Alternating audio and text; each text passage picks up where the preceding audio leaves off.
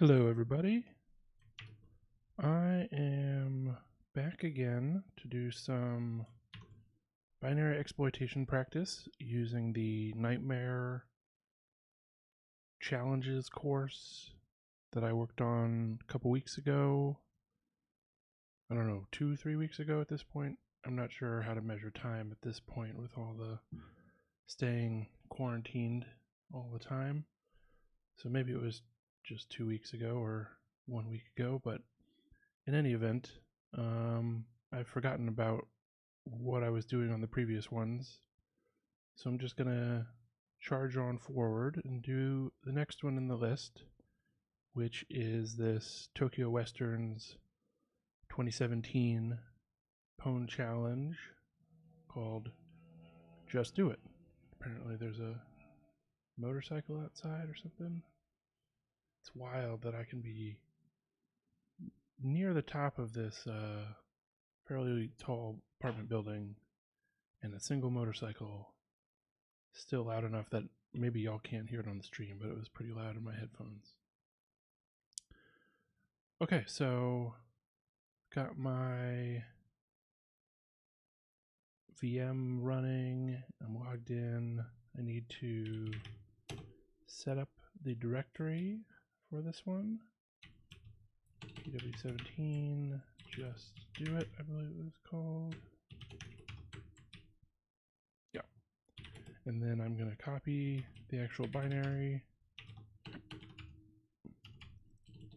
What was the path?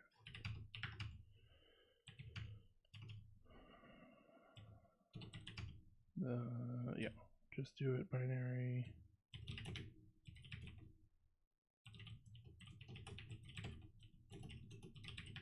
I'm assuming since there's a flag.txt and this is a pwnable that it's going to read out the flag.txt file.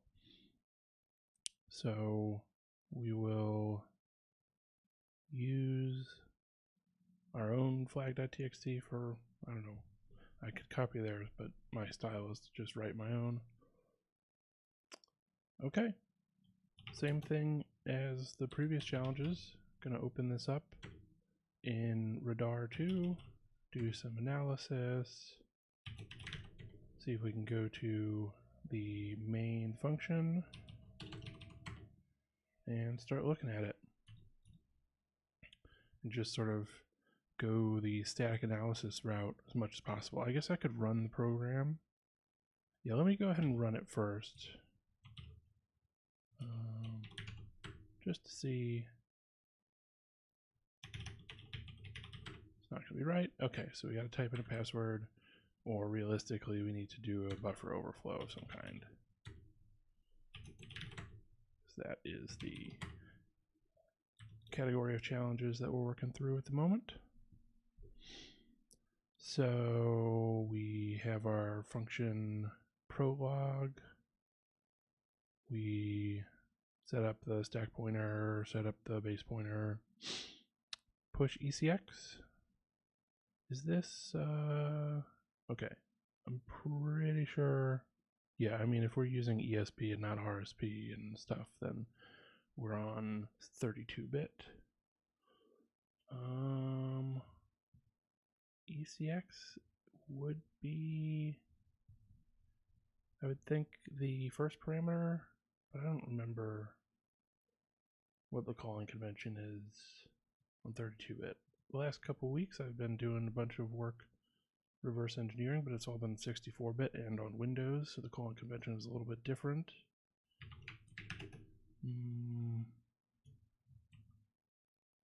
What do they call it? Standard call? I guess we can just look at this. cdecl is the most standard one, I guess. Right?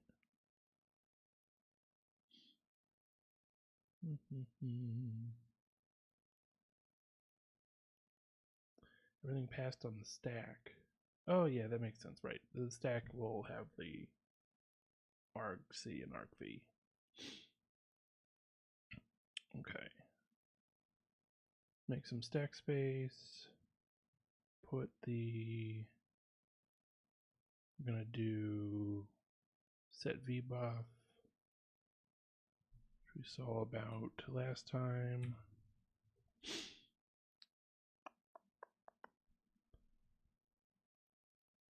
I guess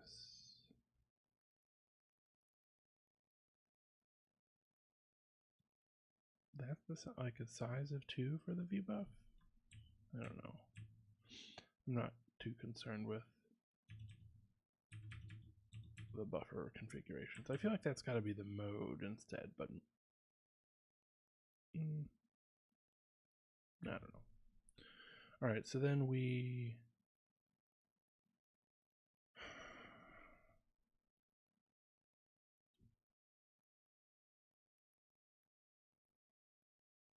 where are we calling? Oh, we're going to open the file first. And we just store the string in a in a stack variable.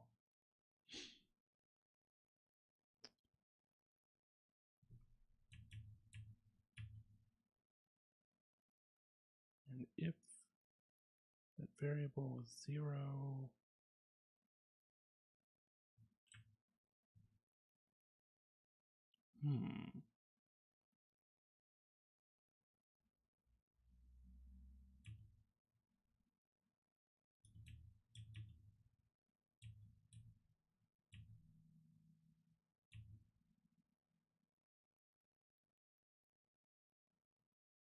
oh, I see. Yeah, if the result of the fopen call. Okay. Assuming that we can open the flag, then we read the flag into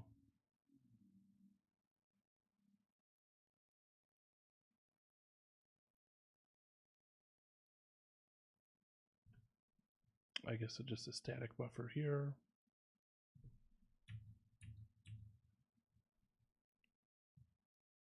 We do the output.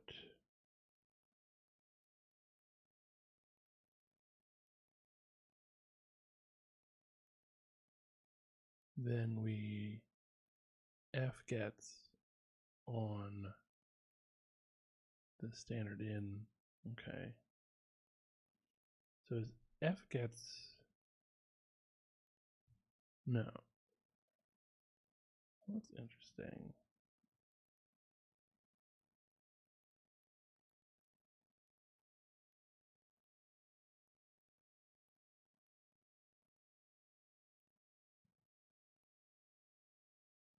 So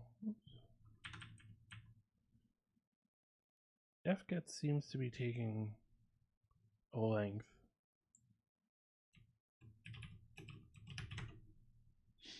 Yeah. Takes the size parameter, the second parameter.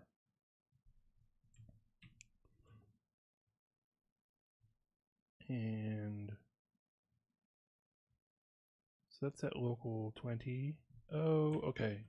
But, right, EBP minus 20. But we are doing, or hex 20. We are doing hex 20 bytes. So we can override up through local 10 and local C, which is the string for the invalid password message. And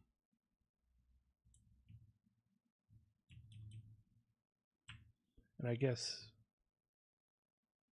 presumably we can overwrite the return address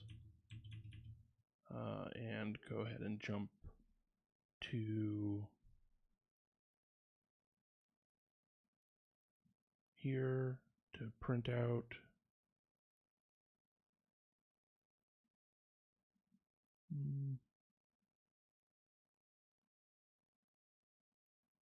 oh, there must be some other function for printing the password that's just actually not even called by this code. So let's see.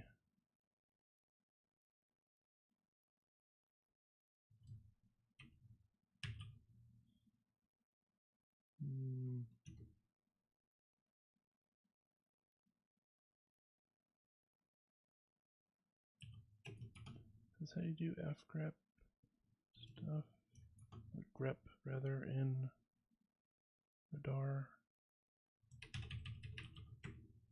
Yeah. So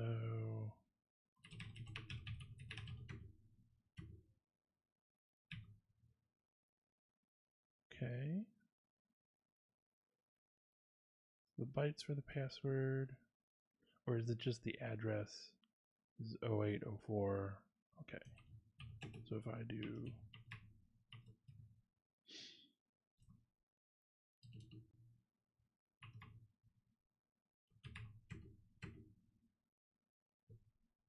well, okay. So that's what the issue is. That's why it's a buffer overflow challenge, is because it never really calls the function to print out the flag contents.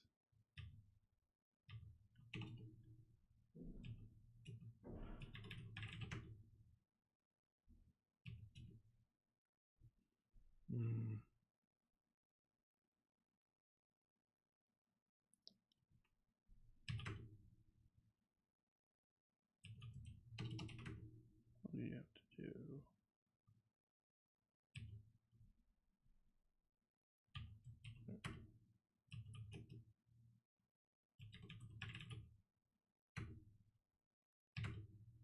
Okay. So I guess let's try this function first.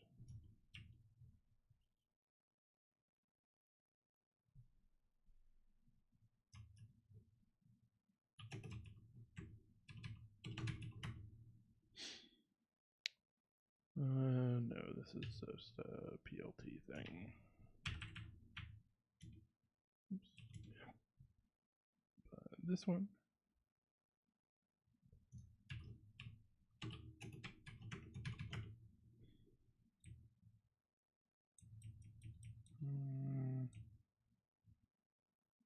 The fact that these are all going to be 0, like this tells me this is not a real function. Doesn't seem likely that it would be real.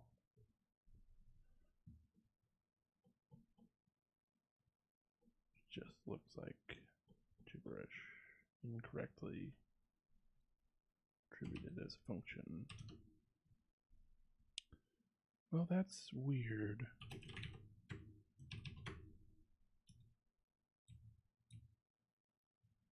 So if I type in the right password here. It's going to come down here.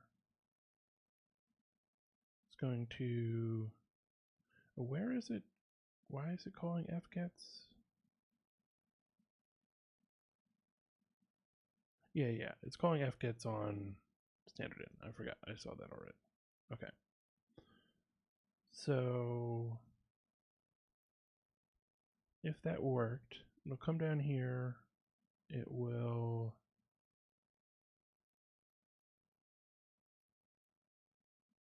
do a string compare between what we got and password. Interestingly, it will not, yeah, so it's not a length bounded string compare, which I guess means that we need to, let's look at fgets.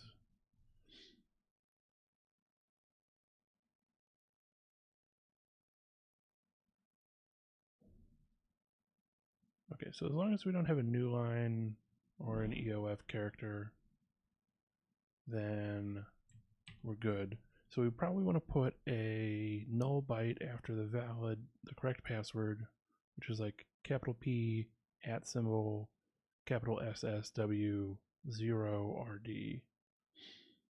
And that only leaves us like a few bytes for overriding, but really we just need to override, like we don't need our own shell code, I think. We don't have a lot of space for shell code. So I think we just want to override the return pointer to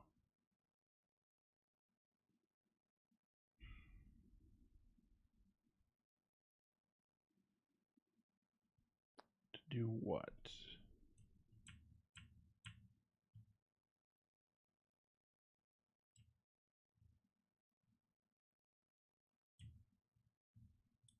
Is this really all the code, or is there a function that is about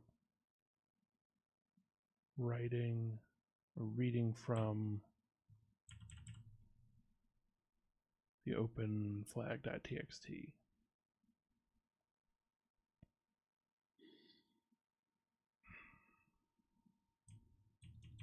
Oh, it already reads that into object.flag. Is there a way to put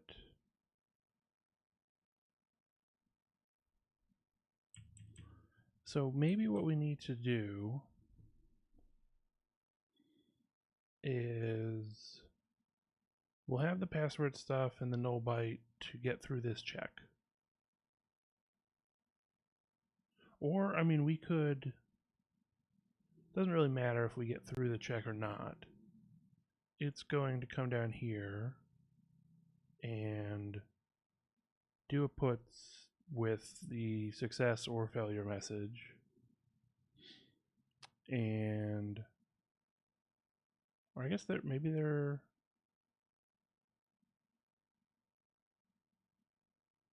what does it put in local ch? Oh, it first puts in invalid up here for some reason. Okay, fine. I don't think that's related to the behavior.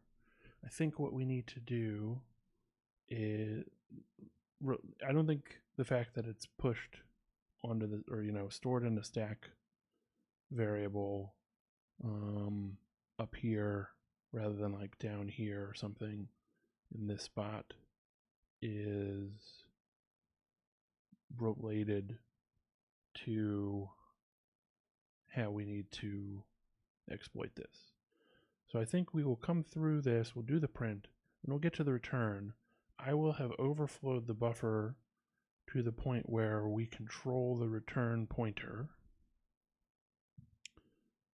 And we want to return to this spot, but we also want to have something else at the top of the stack so that when puts gets called, it will pop the stack as a pointer to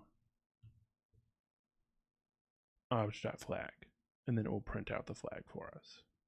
Because we've already read into memory the flag up to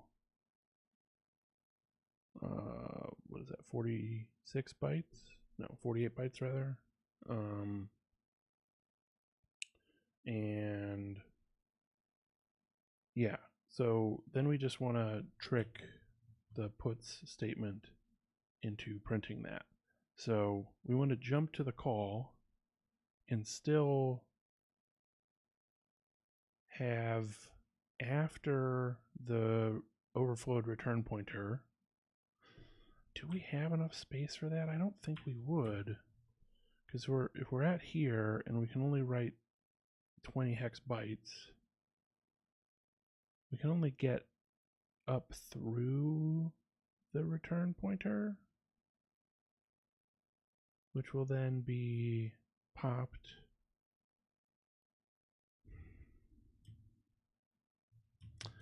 I guess we'll try it. Then otherwise there's some other mechanism, but I don't think we ever, well, we do push that address for there, but we're not going to return after it. So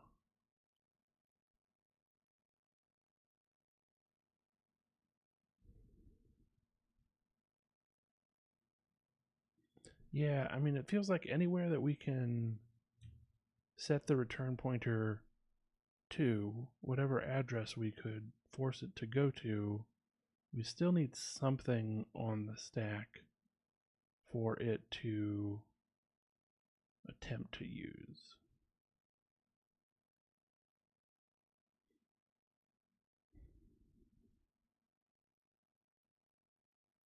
And I don't think that there is a means, like all of these just go to exit.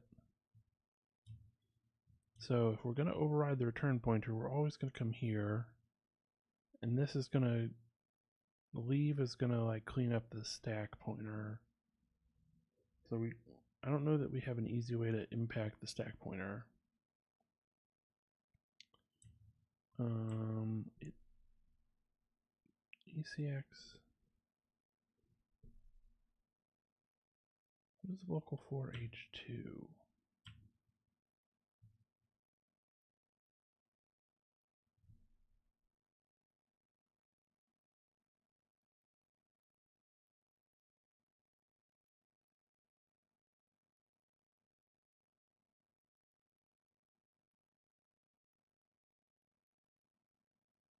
All right, let's see what the Prologue is doing.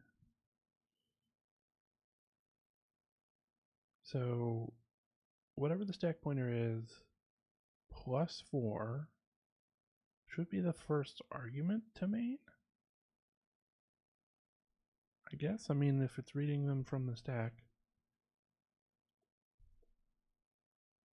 Or, I mean, we just point at, okay, so there's some location, the 4 bytes beyond where stack pointer is when we come into this. Then we align the stack pointer on 16-bit boundary. Is that how I'm reading that correctly? I don't know. We're doing some alignment on it. And we push the address of that stack location -4. So we push what ESP was. Okay, that makes sense. We're aligning the stack as we need to, I guess, for to ensure, good performance. And then we're still pushing the old top of the stack. Then we're pushing EBP, setting EBP to what the stack pointer is now. And we are pushing the address of, this is not pushing the stack pointer address, this is pushing what is at the top of the stack.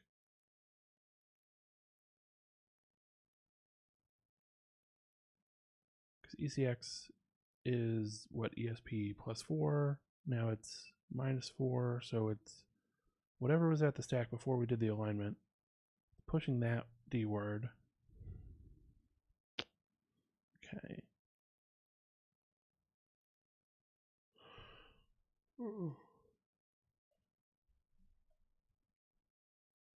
And then we do push the address of 4 prior to the beginning value of the stack, and then we give ourselves space.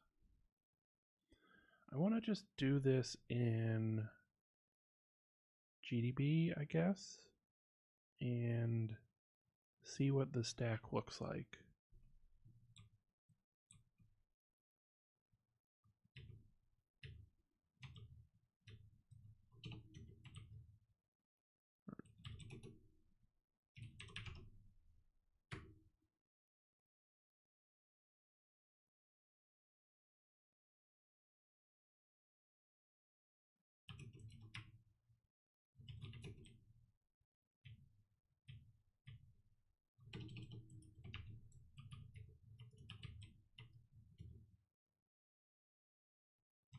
That's not how I do that. Okay.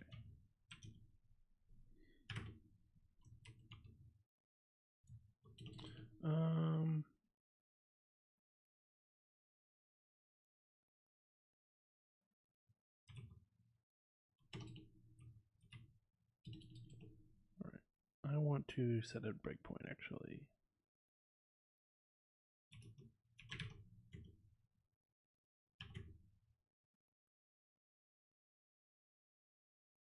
So have the breakpoint after doing all of that prologue stuff.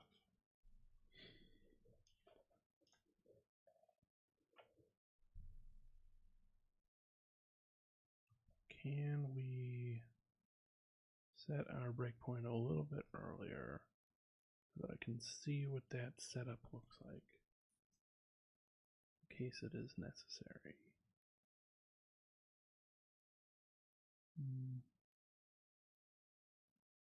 I don't know what all of this is that I'm looking at. All this stuff. Oh, this is just the stack when I quit out. Okay.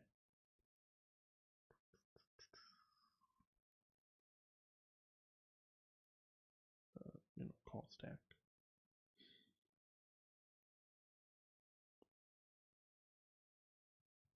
Okay, let's do.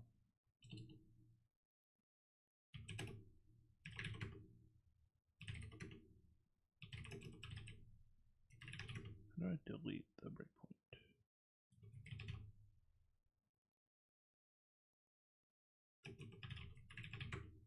Okay.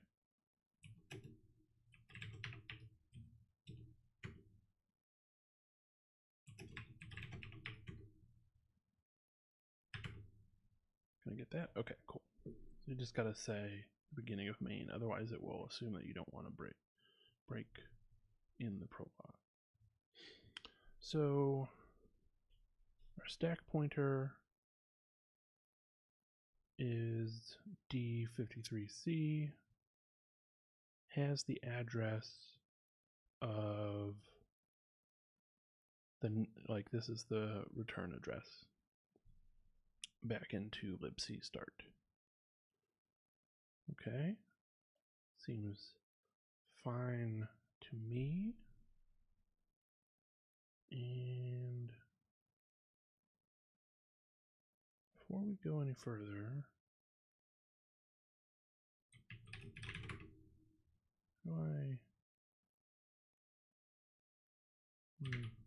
that's what I want. I'm going to put a breakpoint on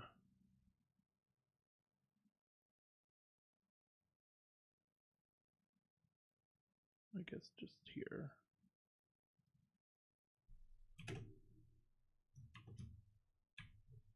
Nope.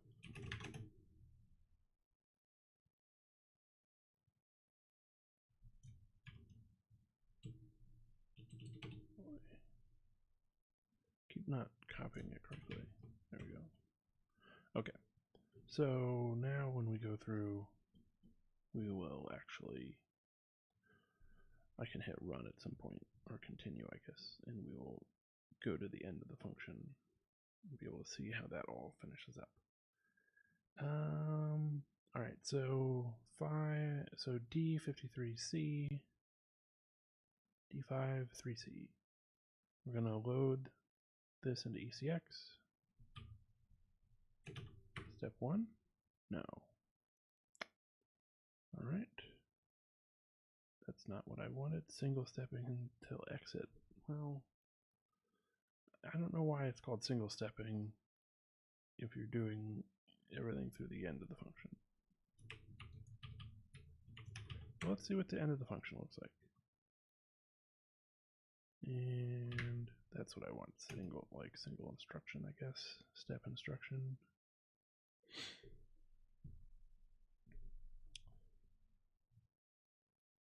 So at this point, oh, that's an invalid password. What is? I'll have to look at the memory again, I guess. But I don't know that it matters whether we get the right password. Right.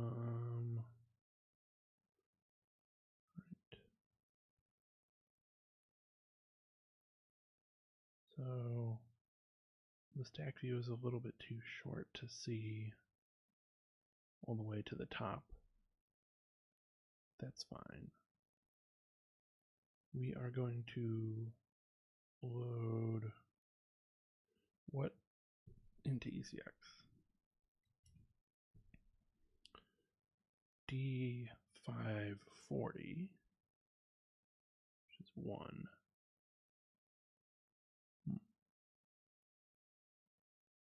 Okay. And we're going to do leave.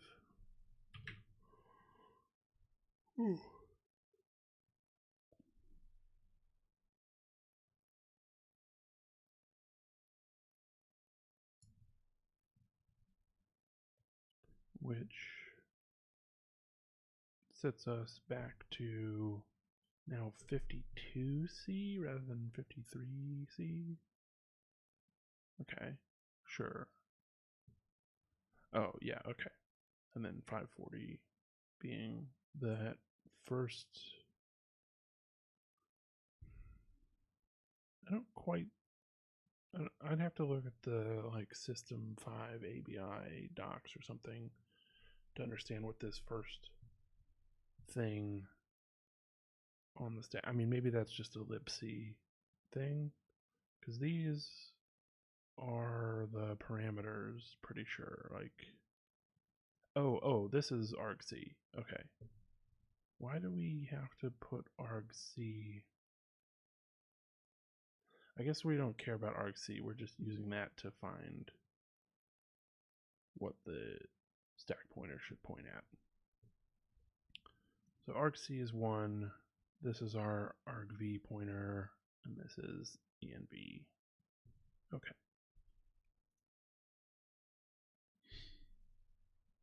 So yeah, it's a little bit weird to me.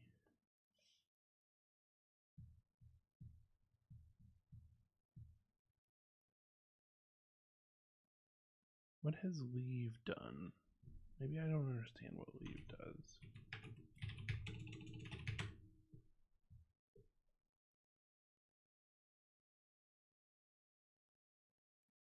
Did we have an enter instruction?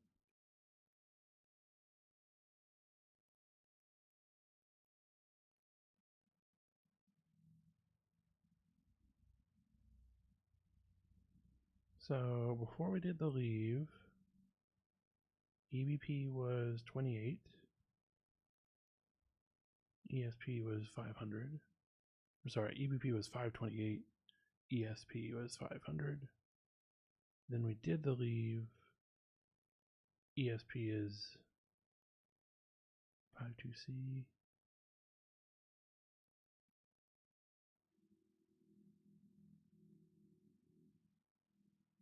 Why is... We just don't have enough space to see what was at EBP. So I'm assuming, right, we move EBP into ESP and then pop into EBP. But EBP is now 0 after the leave. Weird. I mean, maybe that's part of this issue, but I kind of doubt it. But calling leave without having an enter to begin with? Yeah, because if we go to the top here, well, I'll run it again, but I didn't think there was an enter at the beginning of this function. So ESP is going to end up at, I think, D53C. But maybe not. I don't quite understand what's going on with this stack and what the values are that are still on the stack here. In any case, let's do one more instruction. Now ESP is D53C. Okay. We have gotten through everything. It is somehow no longer parsing those instructions correctly, I guess. But no worries there. Let's run it again. Okay, so we're back at the beginning. This is all, except for this being the return pointer, obviously. This is the arguments and stuff from maybe libc start. So what we do, we put into ECX the pointer to that first argument. Then we push EBP. Okay, but EBP was 0. I guess maybe that's just the how it works when you are prior to main. Seems a bit weird that you wouldn't have a value for EBP. Well, no, we just did.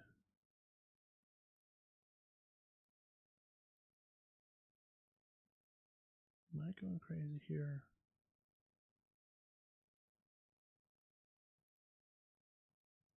Loaded this. Oh, okay. I missed.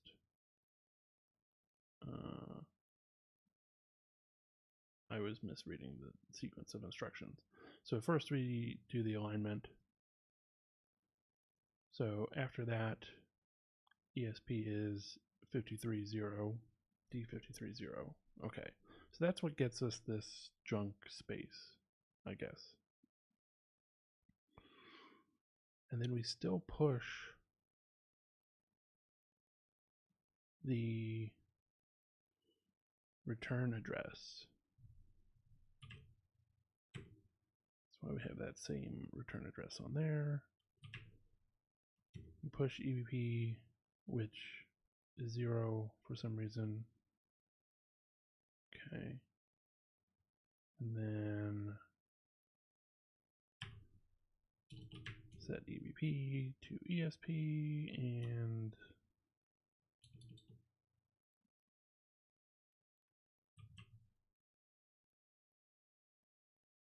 because we've pushed 2 things. Yeah.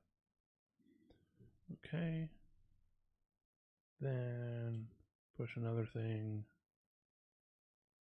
into ECX, or push ECX rather into memory. That's fine.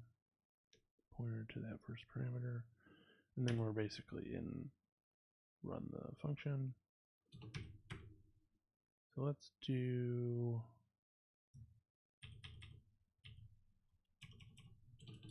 like 4, 8,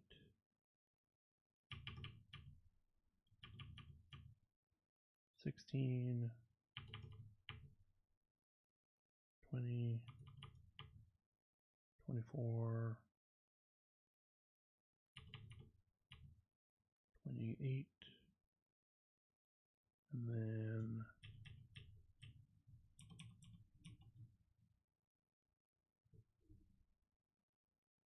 it's 32. It's only going to read 30 bytes from it, I think. Let's do just... I don't think it'll get the C's. What has happened here?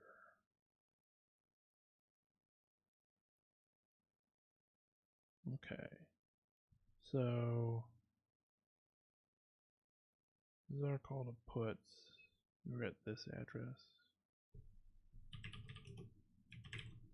86 FC.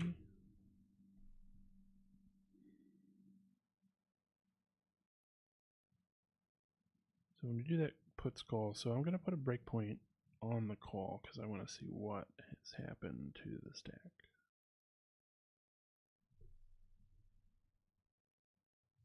Oh. Okay. I see what the heck is. That's pretty straightforward then. Pretty sure I see what the heck is.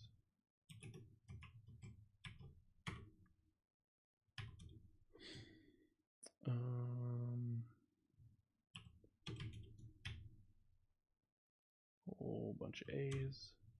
And now what we have on the stack, it's overwritten it in a few spots. Fine. But we have, it has not overwritten what is at the top of the stack once we've just done the push, which GCC is like, its disassembly is incorrect. I think maybe it's doing some kind of weird like start disassembling from here and go backwards logic, but that's a bad idea. I don't know how it's coming up with the instructions prior to the one that we're currently on. But we pushed EBP minus 0C, and we have overwritten that. And so that, okay, it's pushing it from like, where is EBP? 528, which would be somewhere up above here, but like 5, what did we say it was? Minus C. So 5-1C, I guess. C plus C is 18 hex? Or, sure. Something like that. Okay. So it's then pushing that address. So I want to run this again and do, maybe I want the 0 at the end. Okay.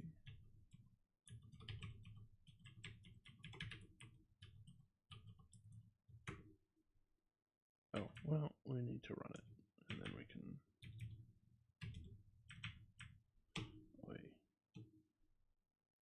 copy this in, and we will see what we get. So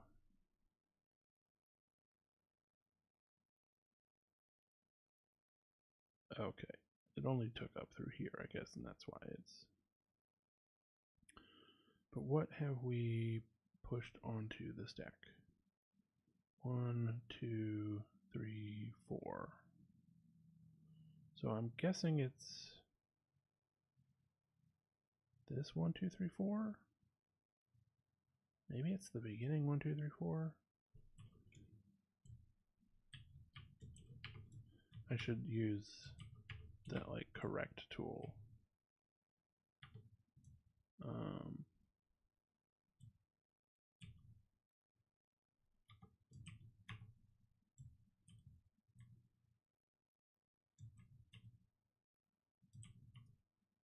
Which is doing like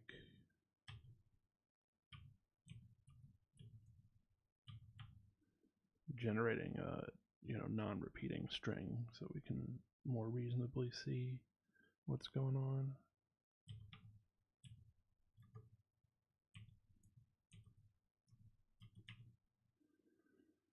Okay. Well, sure.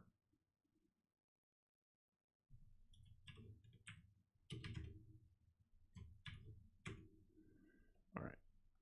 So what we have in here is capital A, 1, capital B, 2.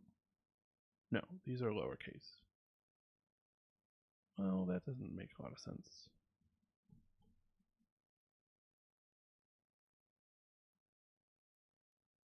Okay. Yeah, those are capital letters. No, capital is 40 hex. So why is it starting here? It should be 20 characters in, but earlier it had oh yeah, A, B, C, D. Okay. Which is, so yeah, 20 characters in is where we control the pointer. Good, okay. So we need to work out what is the location, because it's just a fixed location in the data segment or something for the flag object. They've made that easy for us. So this should really not have taken as long as it has. We want to have a call somewhere to fgets. I think this is the address that we want to put in there. Okay.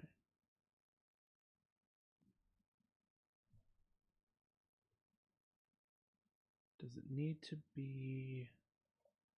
Well, when we went to that, no, that was a different thing. Okay, so if we go to this address,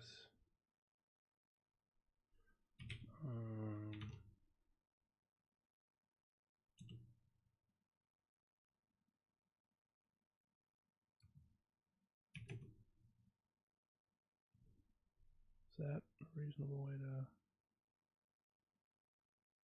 do it? Let's find out.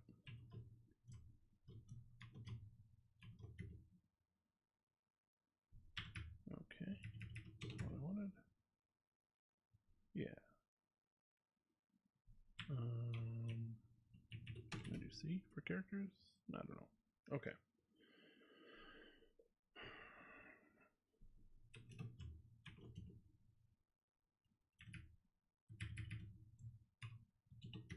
Good that way.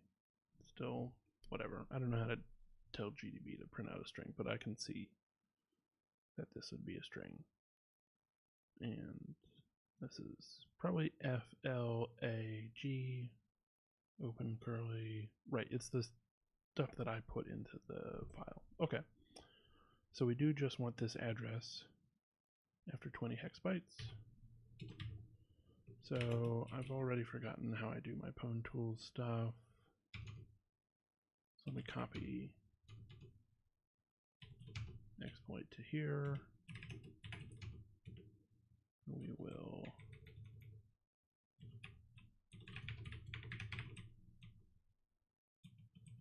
it's gonna be 20 A's plus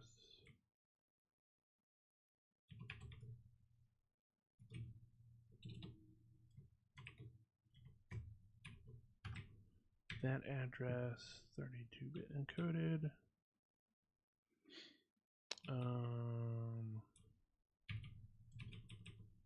Don't need that stuff.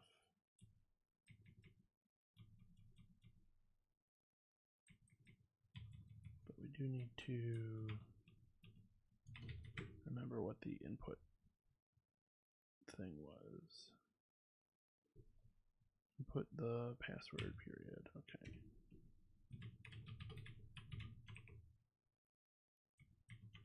Maybe it's like that, probably. I need quotes this way. I think that's just a read thing. Alright, let's see how this does. Yeah, okay. Wow, that worked the first time. So basically we didn't need to look at this again in radar. It should be a little easier to explain. We didn't need to do any sort of overflowing of the return pointer, which I think, now that I'm thinking back on it, like, I'm not sure we needed to do that on any of the earlier challenges either. I think maybe those start showing up later. But when we got to this puts, we were pushing whatever was pointed to by this value on the stack, and that value on the stack is EBP minus C, and we were writing from EBP minus 20 hex, so we could, and we had 20 hex bytes, so we could write all the way through this location, and 20 hex being 32 minus C being 12 is 20 bytes, so we had to write 20 bytes of whatever, and then the next 4 bytes would be interpreted as the pointer that we put onto the stack when we called puts at the end. Okay, that was simpler than I was expecting. Good stuff. Don't have get, right? Okay. Don't need to store anything. So let's look through the explanation that they have and see if I missed anything or if there was a smarter way to go about it. Right, they ran it in file with checksec. We probably should have done that just to see what's possible and what's not. No stack canary. I wouldn't even say that matters in this case, because if you do a very conservative overflow, you are not overflowing past the stack canary boundary. Unless there's some, I mean, I haven't ever seen it, but theoretically you could do like a stack canary that's very advanced where it like inserts the canary between variables on the stack if it knows the size of those variables, what their boundary should be. The problem is, like, if you have a buffer of some size and then you are writing into that buffer, I guess it should be fixed, and like if it knows the size of the stack frame, it should know the size of all the variables that are making up that stack frame. So in theory it could expand it a little bit, throw a canary in between each one, and then check all of those canaries. That's going to be a more significant performance degradation than, you know, just having one at the end of the frame, which I think is the usual, or beginning of the frame, however you want to look at it. But if we just have one canary that is set up at the beginning of the function and then used at the end and then checked at the end of the function, I don't think we would have overridden that, because we are writing strictly, we are overflowing only to hit variables that are inside of this function, local variables for the function, so no need to hit the canary and have to deal with that. The railroad doesn't matter. NX being enabled clearly didn't matter because if it's enabled, and yeah.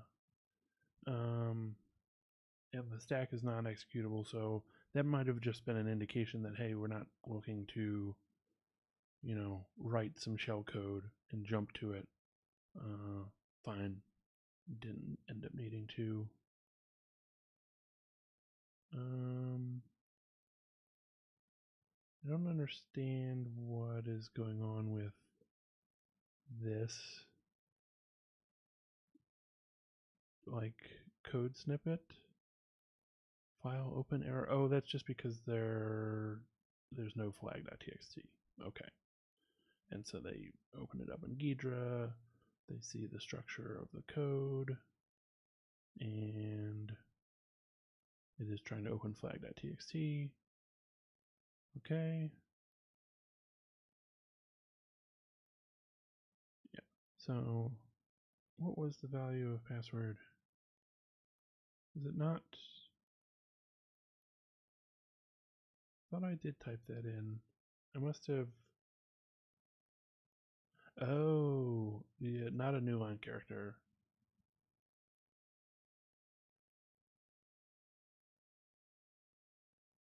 Okay. I see. Yeah.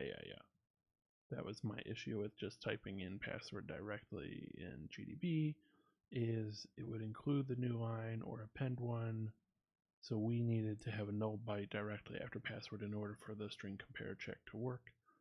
Doesn't matter.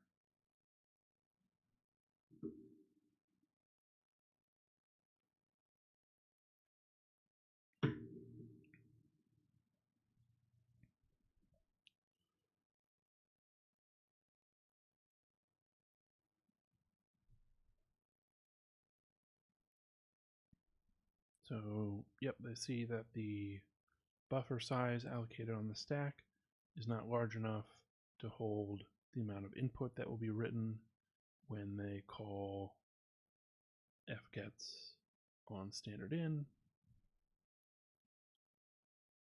but it's not going to be able to overwrite the EIP anyways, so we can't get an RCE out of this. That is accurate, I guess. Yeah, I mean, I didn't end up trying that route, right? But turns out that wouldn't have worked even if we did try it.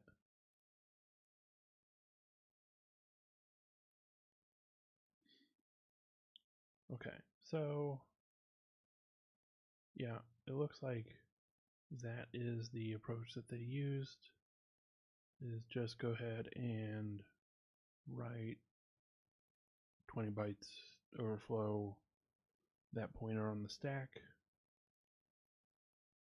Same thing, yeah. Cool. Then move on to the next one. We will move on to the next one. I realize I've probably been speaking a little too quietly. I'm going to turn up my mic.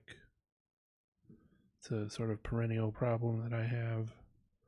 I have to really boost the gain on this thing and speak, I don't know, an inch or less from the microphone in order for it to seem like it's in a reasonable range on the decibel meter.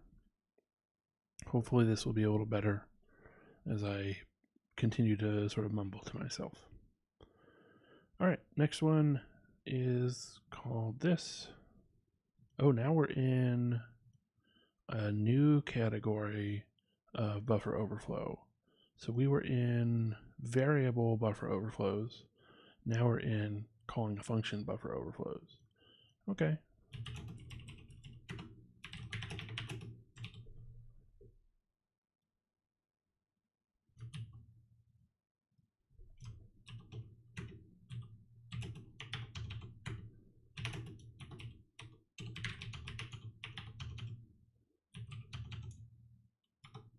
Got a couple of these from Seesaw, different years. And let's create our flag file. Alright, so I assume this one, we're going to want to get it to call a particular function. Main is very straightforward. We have our Prologue. This one is a bunch simpler than the Prologue from the other compiler, I guess, which all that stuff that we ended up looking at didn't matter. So skipping past the Prologue, we have 10 bytes. Nope. We have file descriptor, pointer to a buffer, and then a size of number of bytes to write. So we are going to write 10 bytes to standard out, and it's this message, which is 10 bytes long. Cool. And same thing here, 4-byte message being written. Then we are doing an sprintf to this.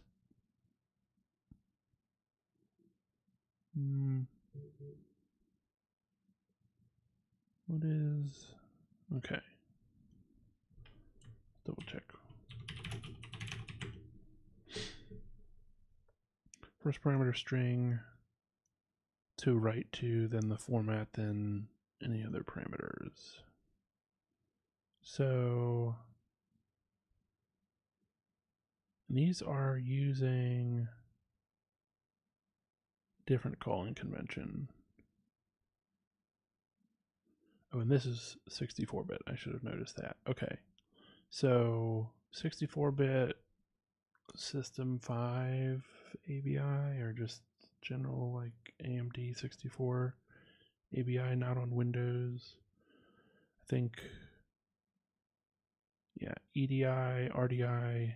RDI is first, RSI is second, then I would have thought, yeah, and then RDX and RCX.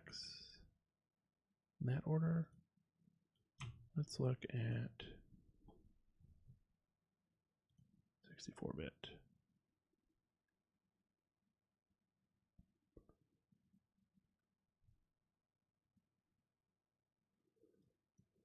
Yeah, so that the RCX RDX being swapped is a little weird.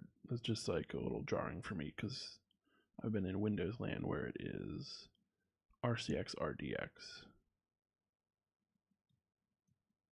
Okay, so DI, SI, DX, CX, and then 8.9.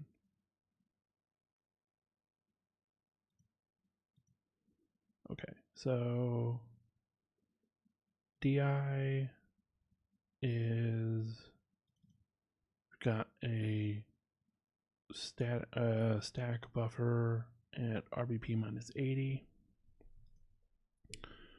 Then we have our format string here, our parameter here. Don't know why we're moving 0 into EAX. It's just going to be written by the function, I'm pretty sure. And then we don't even care about the return result because we write it in there.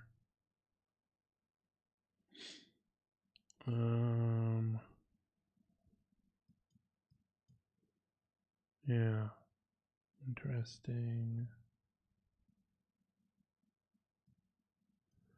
So let's look at what the format string is, and then we are printing in whatever easy is and calling gets at the end. Okay. Interesting. I mean, it's probable that none of this matters. And gets, we just need to overflow the return pointer to find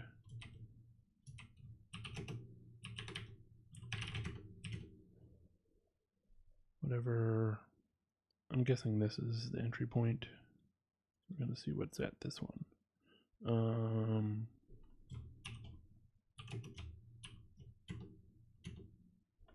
No, this is nonsense. It's not what I wanted.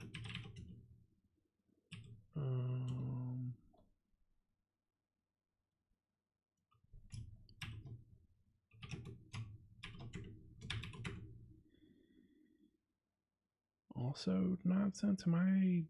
Maybe I'm just misunderstanding how to use radar, but it says FCN like function.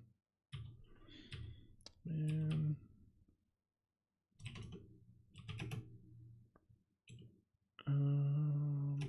So let's select everything. Let's just look at all the symbols.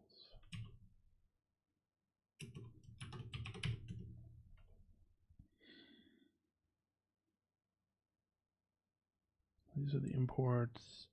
Oh. Well, no, that's almost certainly not a function name. It's always weird to me that they make main sim.main rather than a function like, I don't know. Definitely not seeing.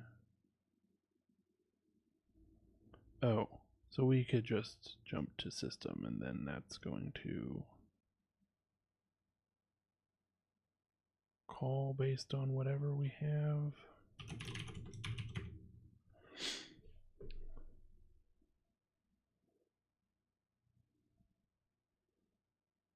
I don't know how we get what we need in the RDI register.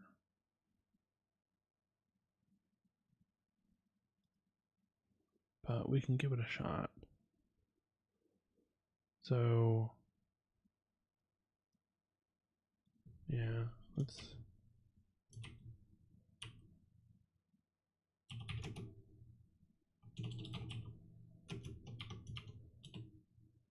print 1, 0, terminated string at sim.easy? No. Maybe it's just space instead.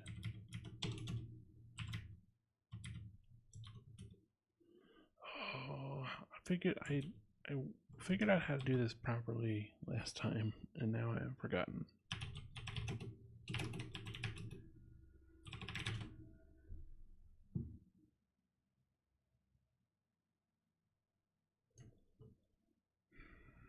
Here we go. Maybe the cheat sheet will help me.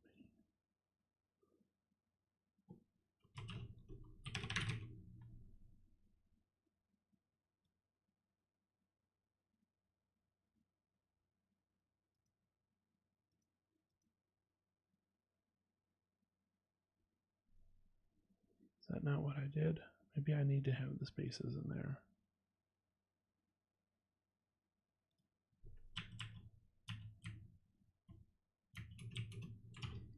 It was SZ? Yeah. I don't get it. That's not.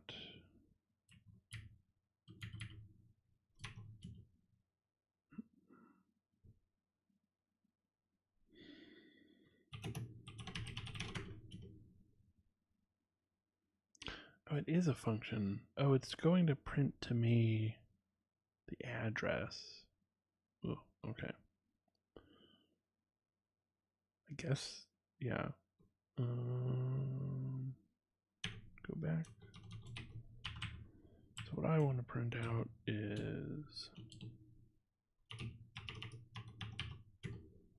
yeah, so it just prints the pointer. Okay, and then what is there? Oh, and then just a thing for me to enter. Okay, so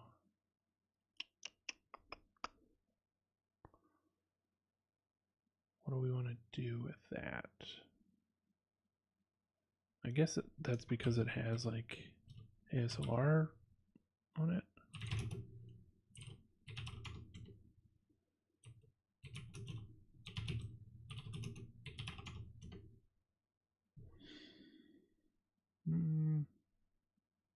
Doesn't seem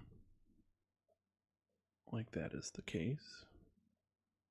It's not a PIE binary, so I don't think ASLR would be very helpful.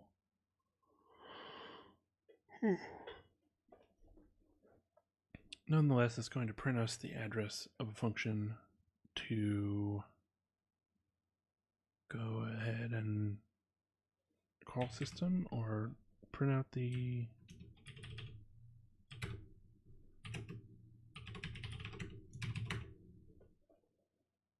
just yeah. So if we do like right, so it's going to call system and say cat.flag.exe. Okay, fair enough.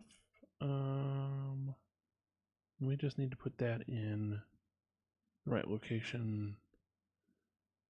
Okay, which is going to be like 40 something or other.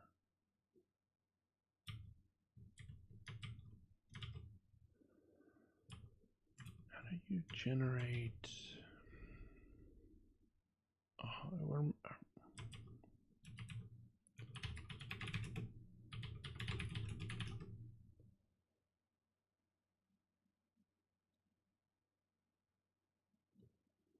I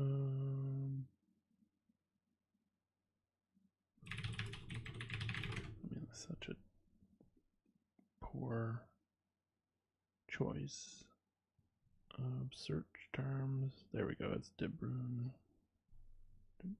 however that's pronounced.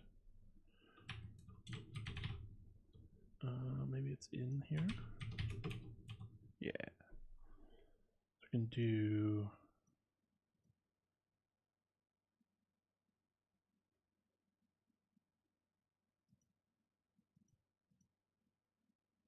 Okay. I always forget what the names of these executables are that do certain things. I'm gonna be honest, that's like much like I forget the names of one of the various command.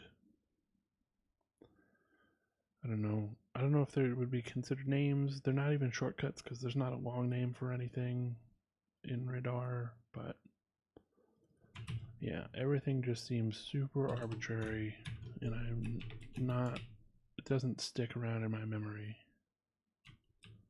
What does the -R do?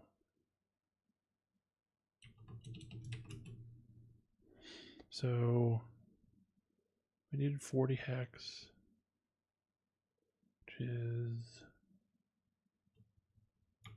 64 plus some amount. So let's do, we'll just do 100.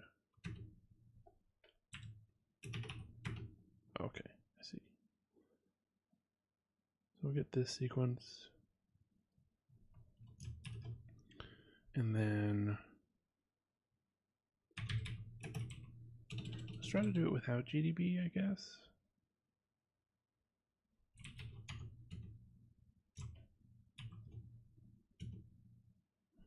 It's not going to tell us.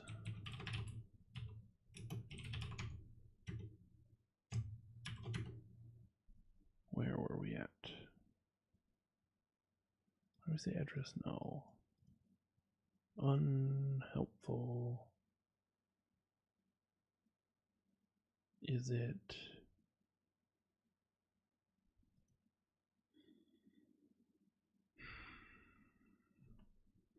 The problem is GDB is not going to be viable for this, I'm pretty sure.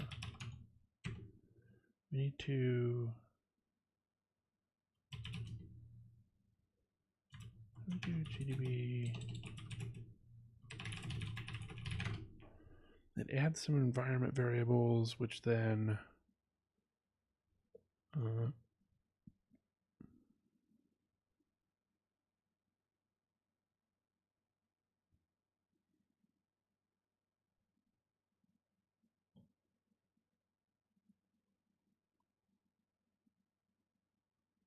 I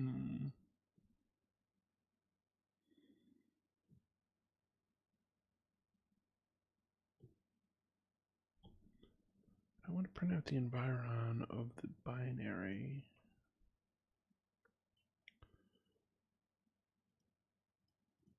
I want to see what are the environment variables set by show environment. Okay. So it sets up these two at the end. So we need to say unset.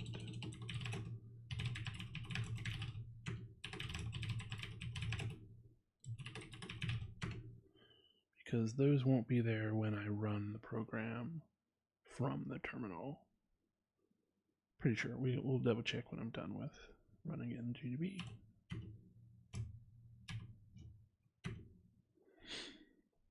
Okay, so what we attempted to return to is, where's our RSP? This sequence?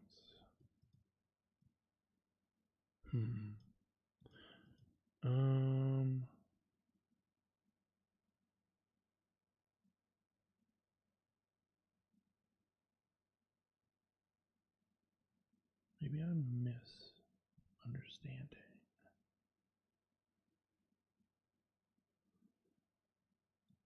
But if this is the RSP, oh, okay, yeah. RSP has that value.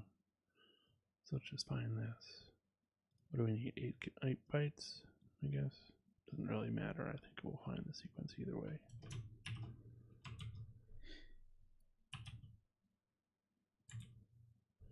Then how do we...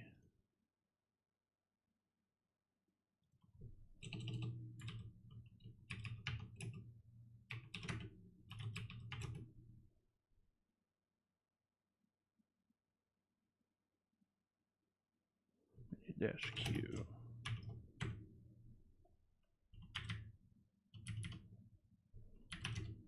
RQ? What the hell? Why?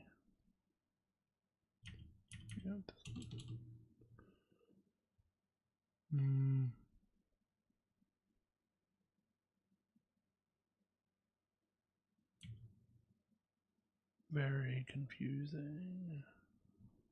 Is it not long enough?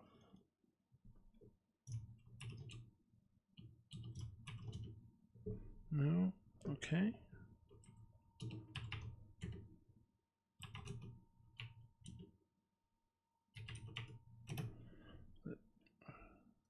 WOP0.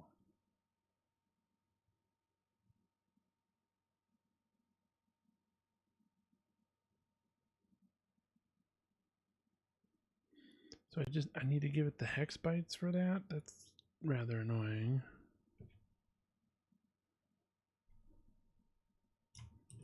I can't do that, huh?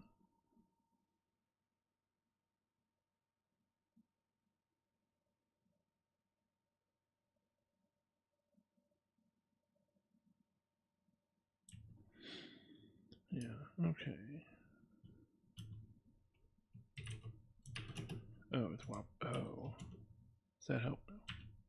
So that's probably the same reason that I was getting -1 from the RAGG2 command.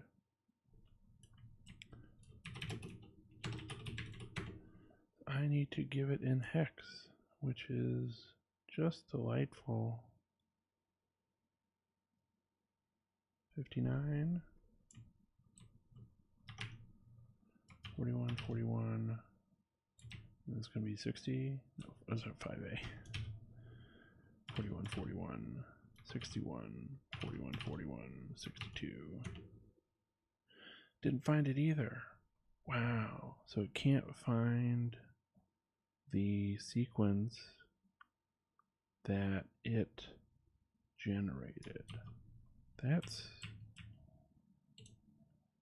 you know, mildly surprising. Did I type it wrong? 41, 5A, 41, 41. Right, because these are going to be, oops, up here. 41. Y, AA, Z, AA.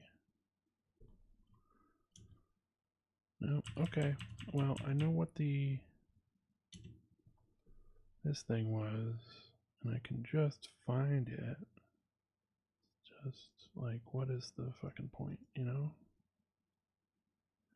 Clearly, I'm just using this wrong, I am assuming.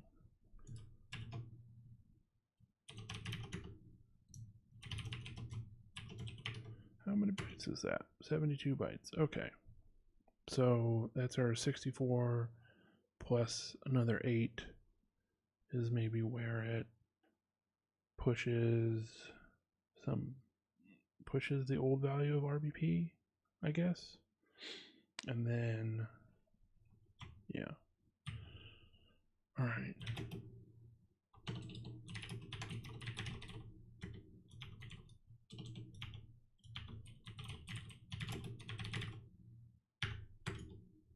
So we will do from pwn import everything.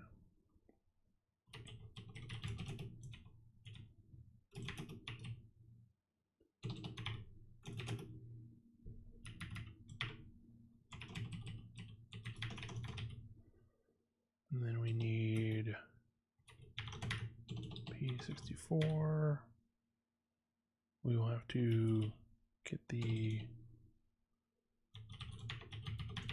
address of easy and then set up a process.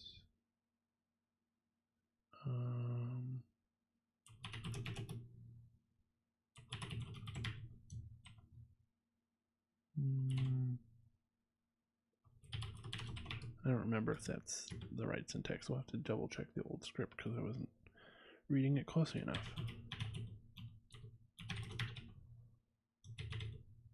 Oh, we don't even need to bother with getting easy address statically. Can look in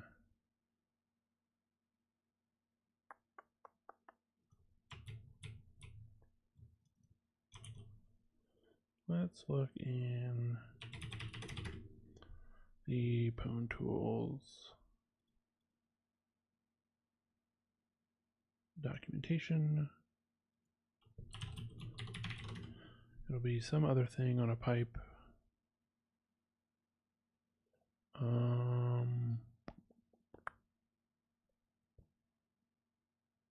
a tube they call it. Okay.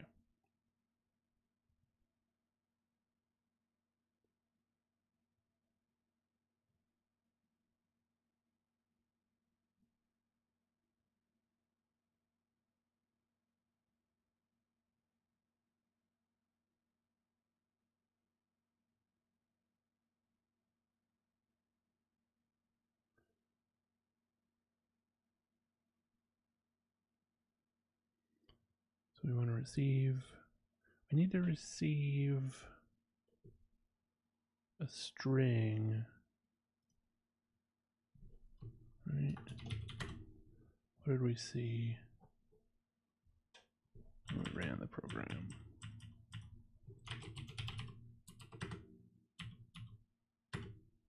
Yeah. So we will get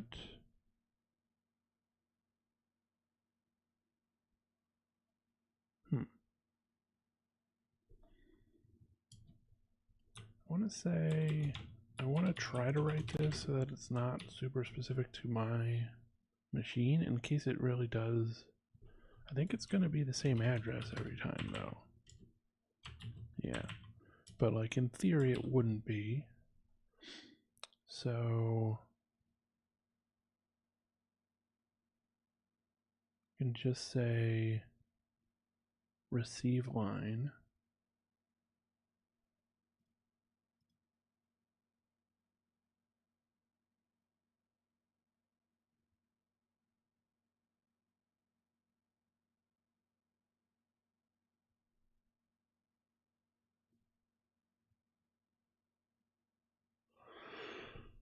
Okay.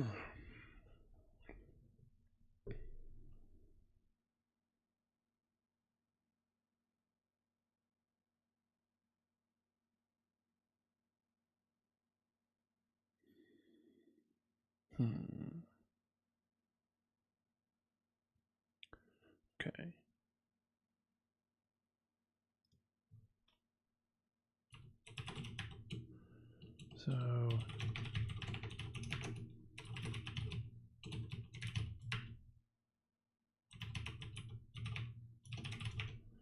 we want to receive the rest of that line and don't keep the new line. And then I don't remember my Python well enough.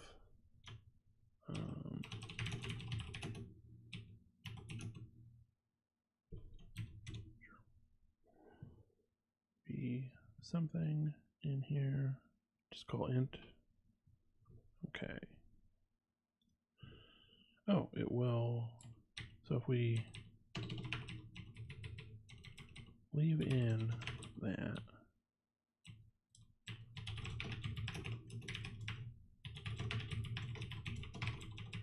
All right, let's do it that way.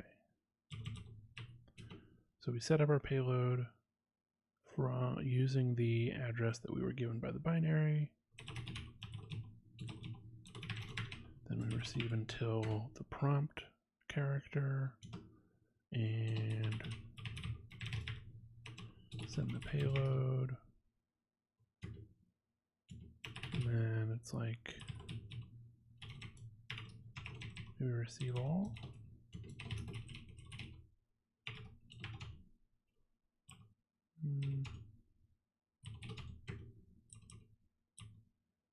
We call decode after that.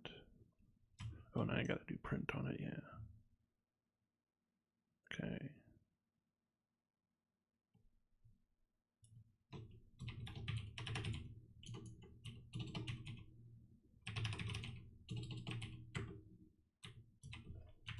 I guess we don't need to. Nope, I do need to do that. Or we just need to have the dot in there. Okay.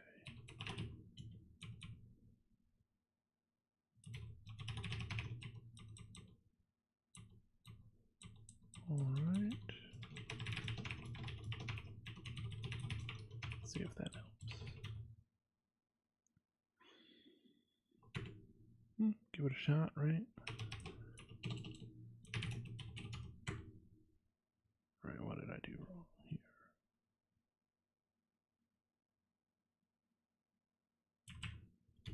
Okay. I thought the Stack Overflow said, oh, you just, okay. Well, that doesn't really matter for my case.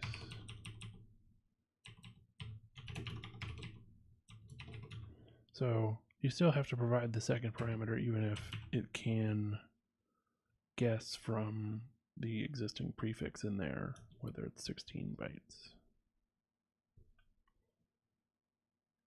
Must be a string, not bytes.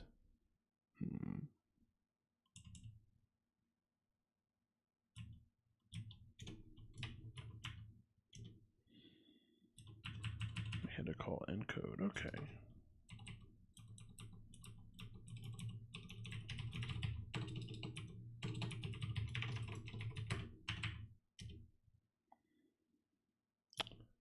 All right, did not work.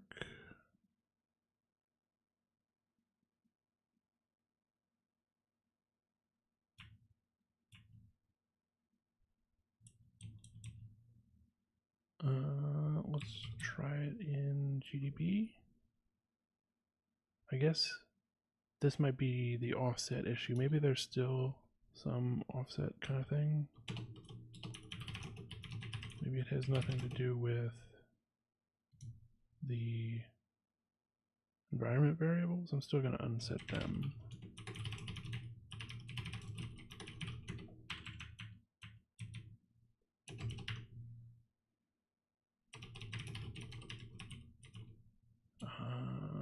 No. Oh, I want to attach, right? Because I can do that directly from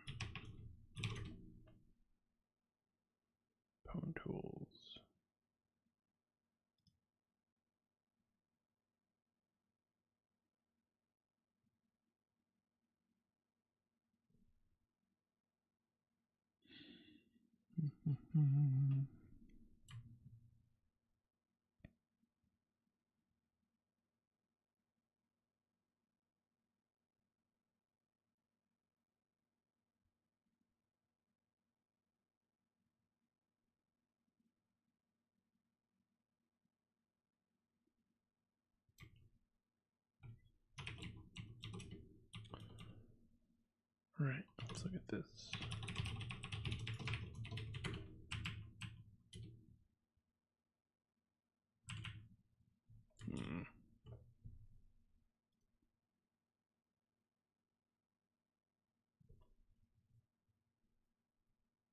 Okay.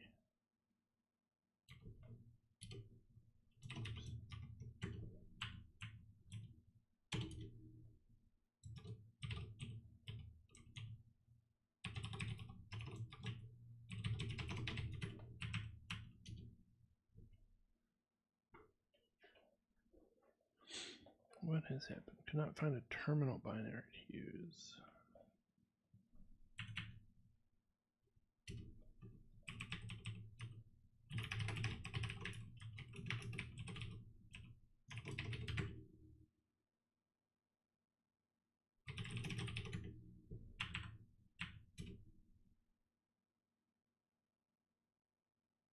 Oh, and then I have to separately connect. All right.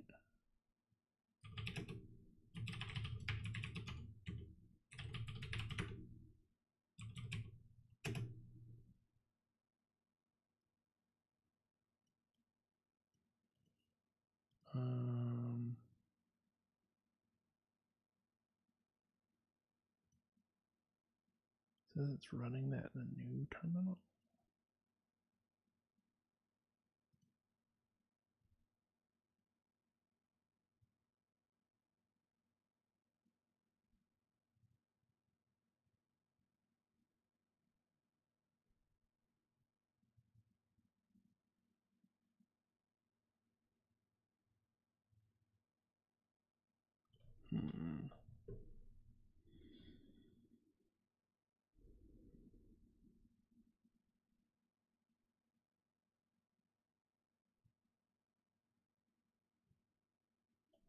How am I supposed to work with GDB?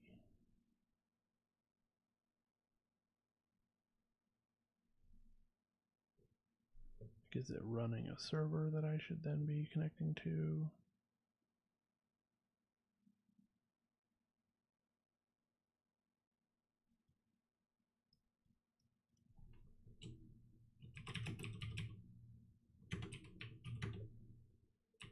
What is -X? Oh, okay.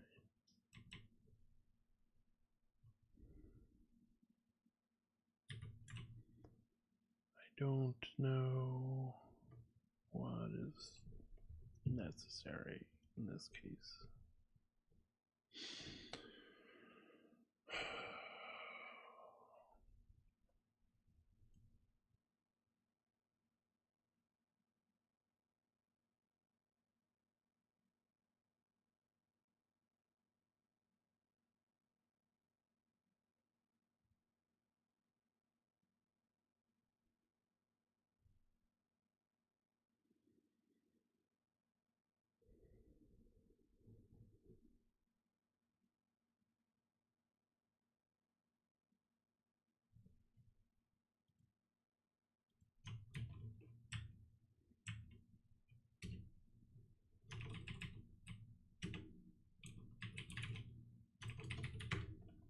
Does that help?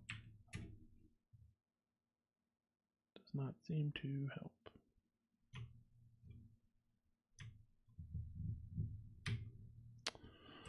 Alright, so I won't be using it that way.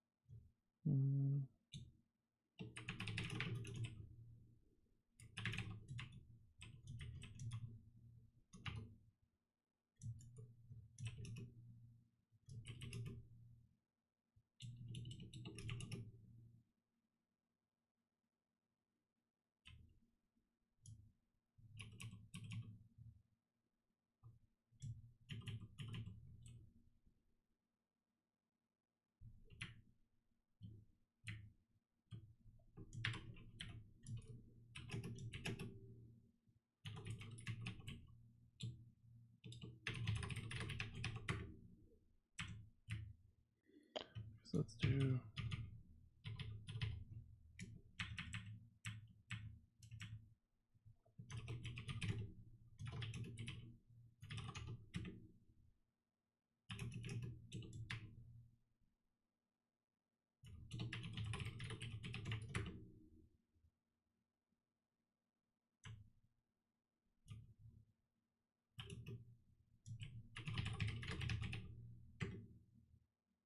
okay.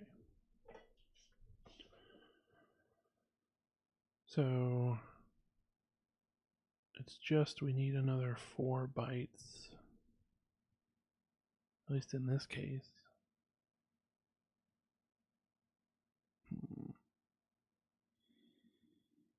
No, this is correct in GDB. Yeah.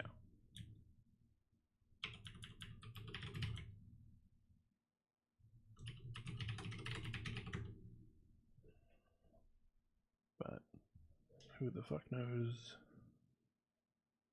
in not GDB. God damn it. I wish I had like a better fucking understanding of why GDB is different.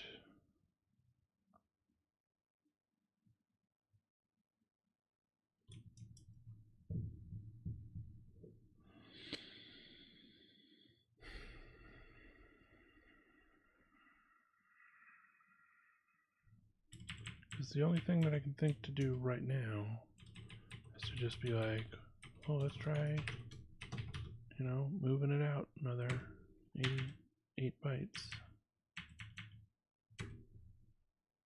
Nope, didn't work. What about another 8 after that? Nope. What if it's just, you know, 6 byte or 4 bytes? No.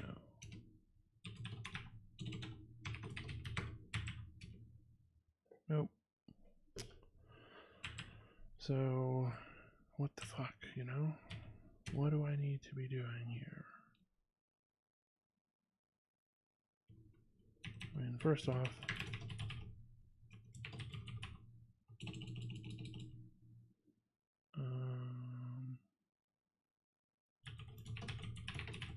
make sure that we're actually even getting the thing that we expect. Yeah, okay. So we get that number.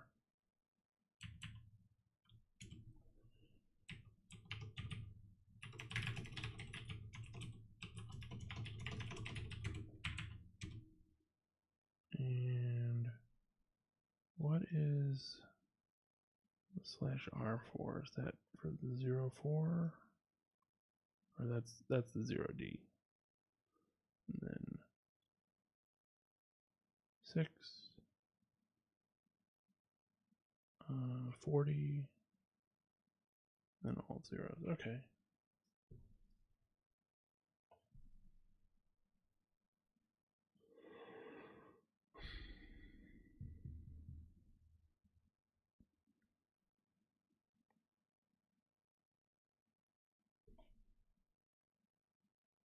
So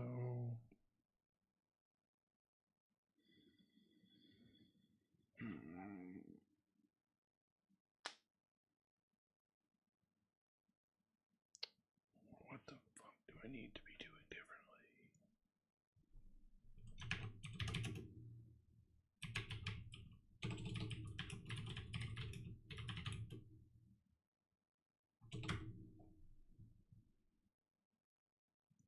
Because I know that I've had this issue when doing previous buffer overflow things and have read through these Stack Overflow, like, yeah, I upvoted this answer.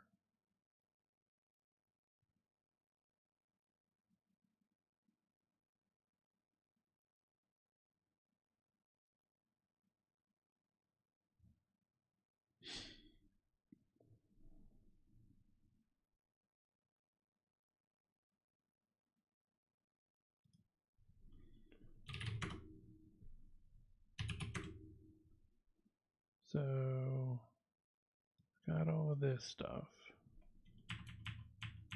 And then if we're in GDB, come on.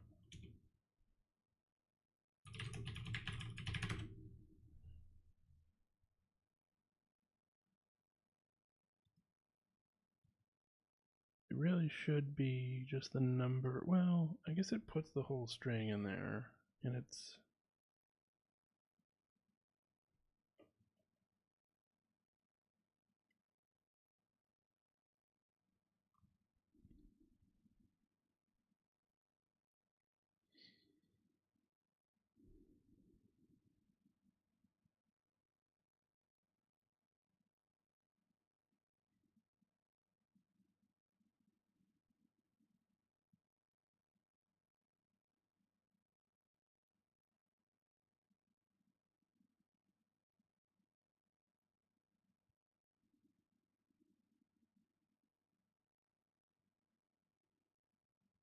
Yeah, these should be the only things that are different, because I mean this one is different, but it's the same length.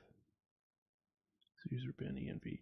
I guess it's not the same length when the program is not env though. That's a good point. Okay, so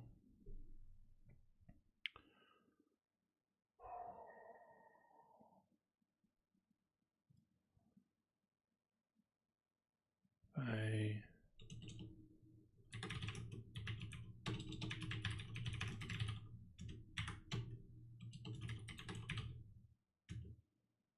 then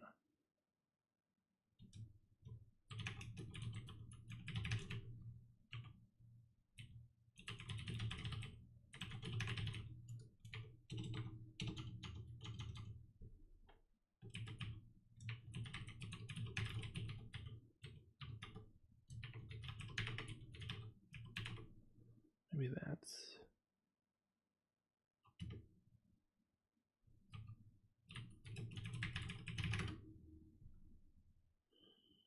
just have to see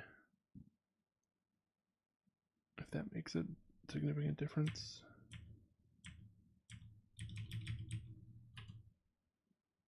Of course, I don't have the.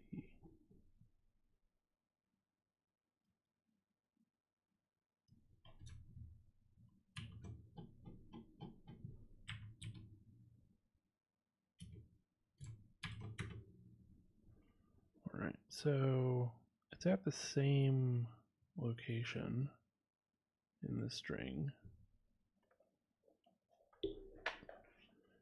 And if I run GDB and don't unset those environment variables,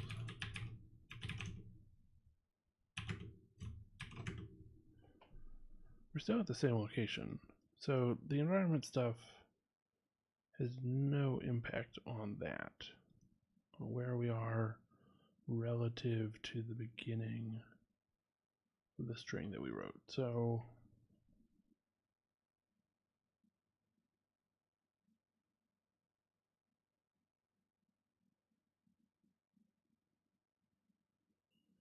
I'm not concerned with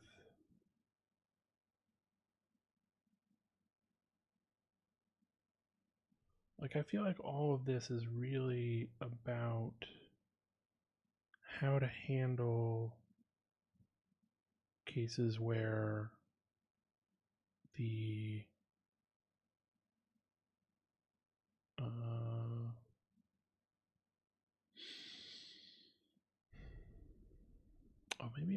maybe it's crashing for some other reason, but this feels like it's handling cases where you have some like absolute stack address that you're trying to use, which doesn't apply. Yeah, like it's really not applicable to my scenario, I think.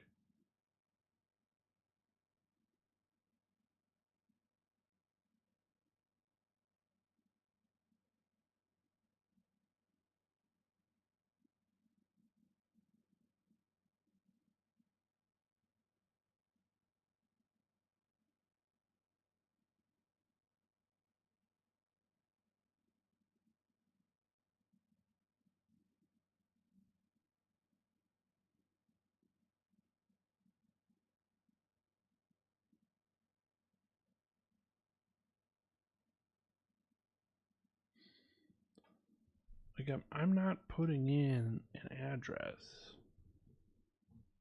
when I'm not trying to jump into the stack.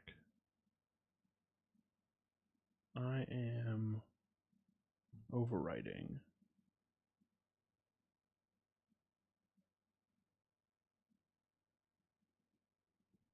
with at a particular offset in a string. And I don't see why that offset would be different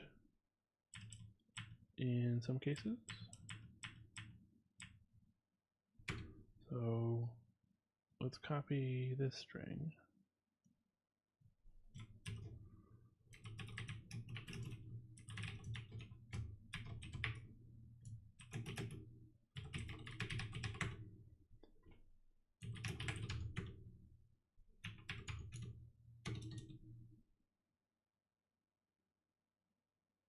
Right, kind of weird that it's got the @ symbol in there.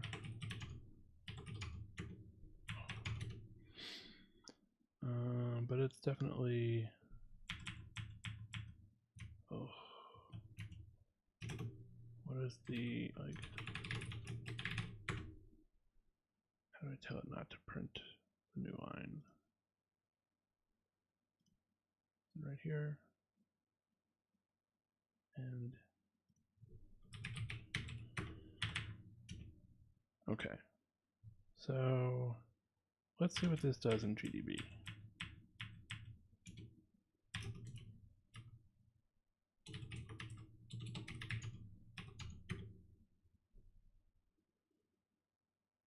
All right, we still get a segfault. Okay.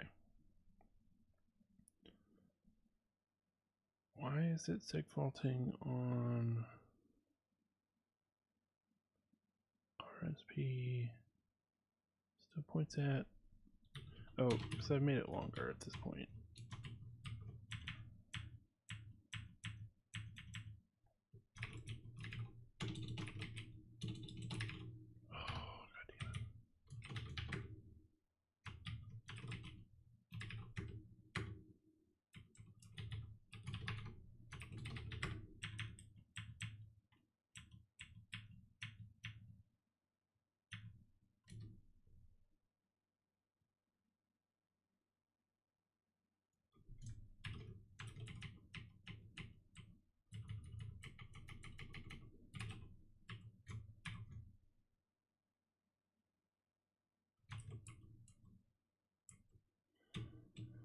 Okay, I don't fucking know if I'm copying the right thing or what.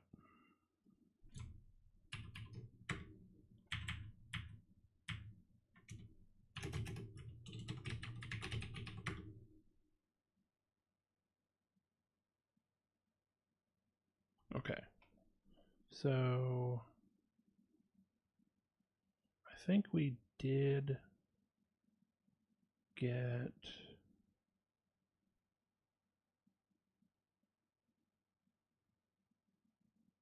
the overflow.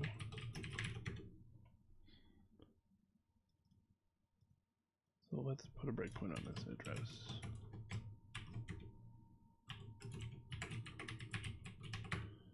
So maybe the returning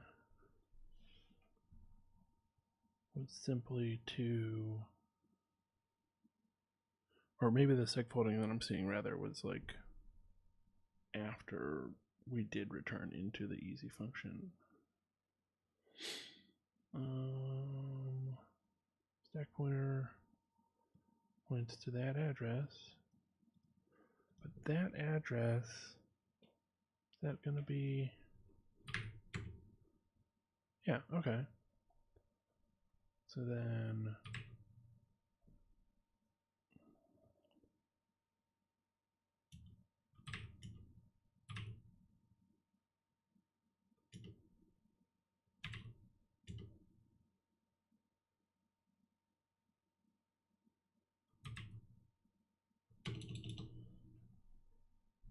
the problem is then we have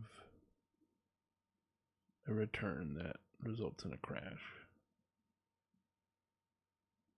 It's kind of annoying.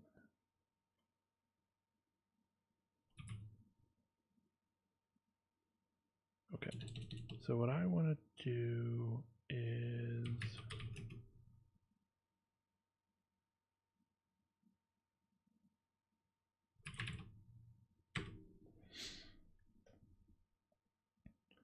before we do the return,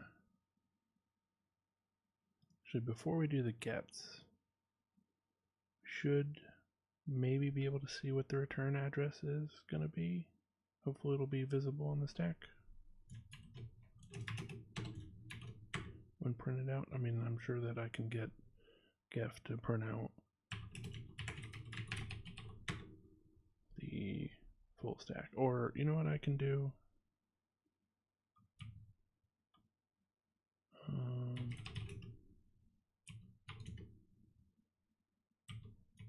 Whatever.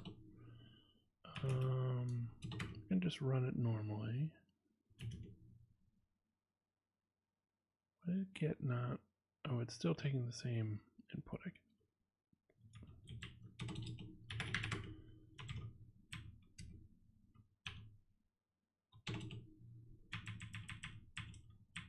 So I'm going to put this breakpoint on, and we'll run normally. I will not overflow it. And now we can see what the return address actually is. It's some address like this. Alright. I feel like this is maybe more sketchy then, because libc, yeah, if I'm in libc,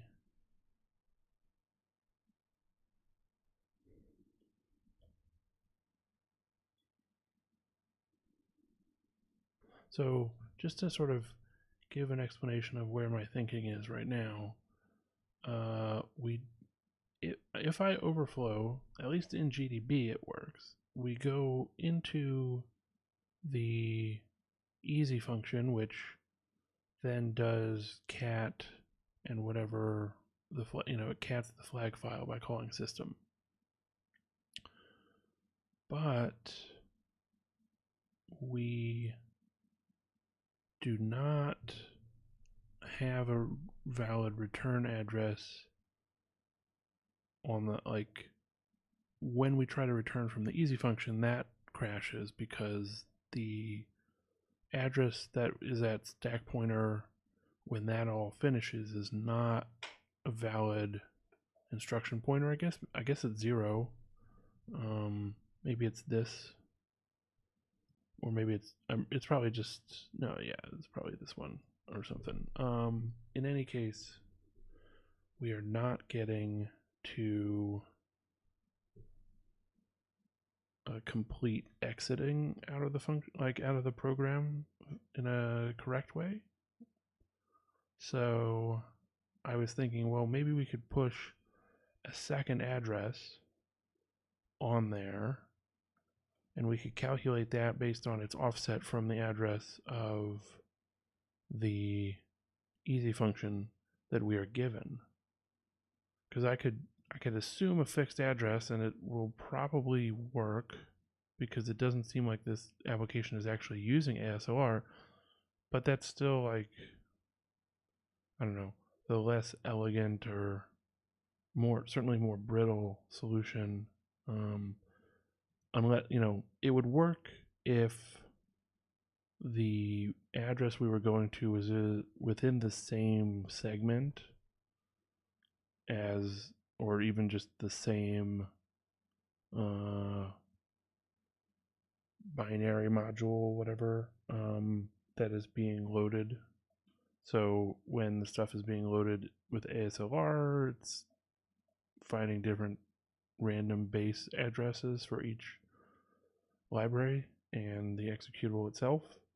But if this is the code, if this code for libc start is in the libc library, then that's going to be at potentially a random address each time it runs. So it does not help to try to calculate a fixed offset. And don't know what to do to get this to exit cleanly. And I don't know if exiting cleanly is really what is necessary. Just seems like, I really don't know if the seg fault that we are getting when we run it outside of GDB is the same seg fault that I was seeing here. It seems like it would be. Where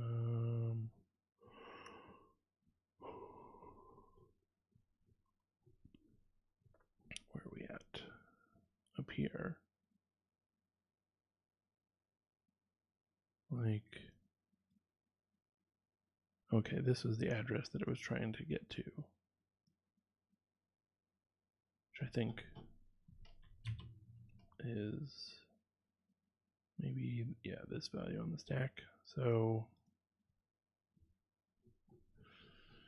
why?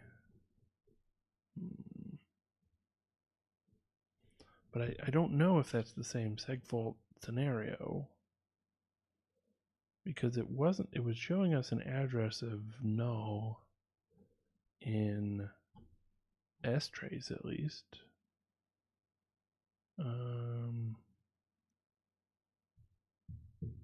don't know what I need to do to get this thing to show me a core dump. I don't know where it puts those.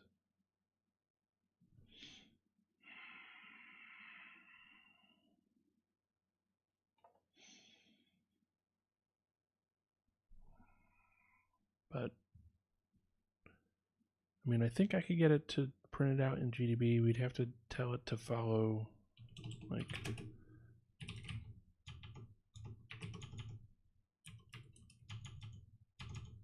what is it? I don't remember. That follow fork mode.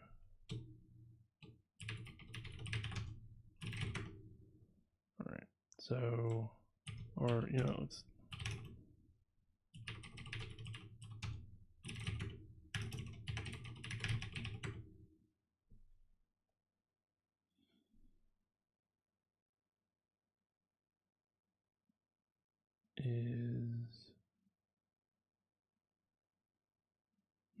System is seg faulting. Why is that?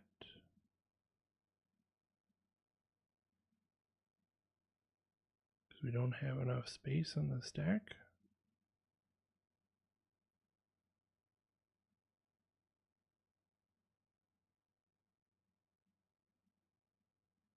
Where's our stack pointer? Here. And we are trying to add add 40 hex to it. So we would be at 98. That just not. I mean, why doesn't this thing reserve its own stack space? What the hell?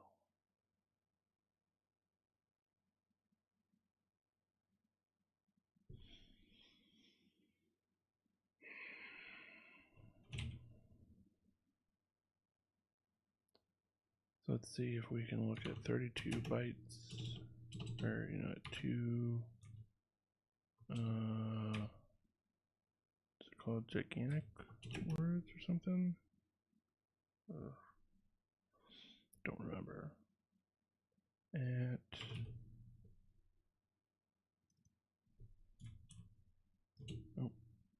didn't to paste.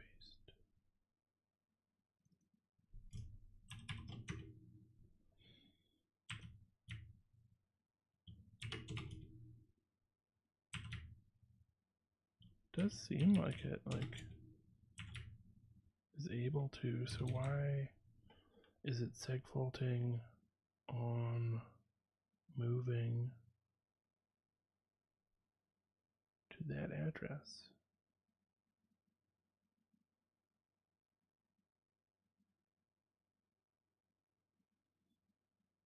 Maybe that's memory that we can read but can't write.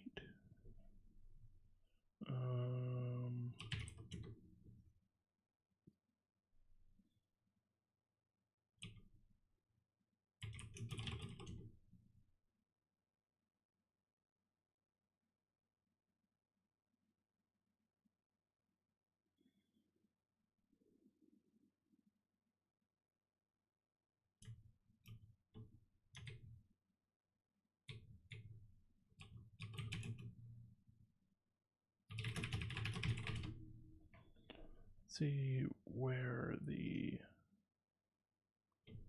stacks are.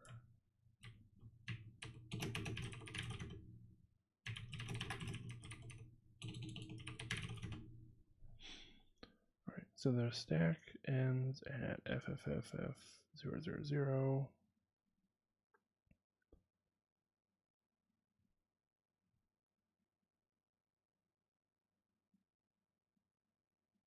which we are not close enough to be overwriting or hitting the end of that. We'd still have another 1400 something. So why is that segfaulting? What does that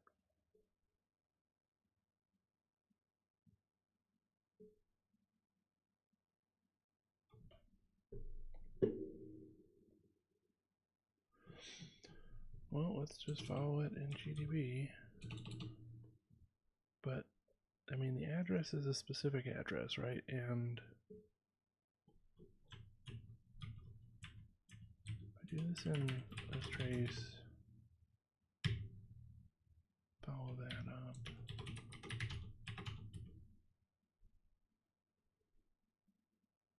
Okay.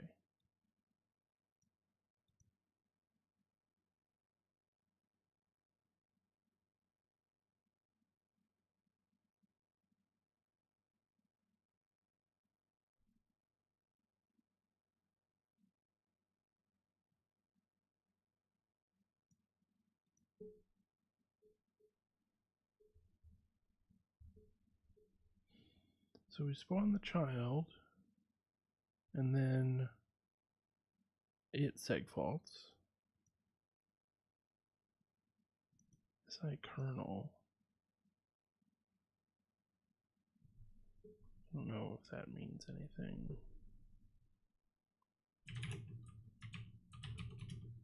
That help at all?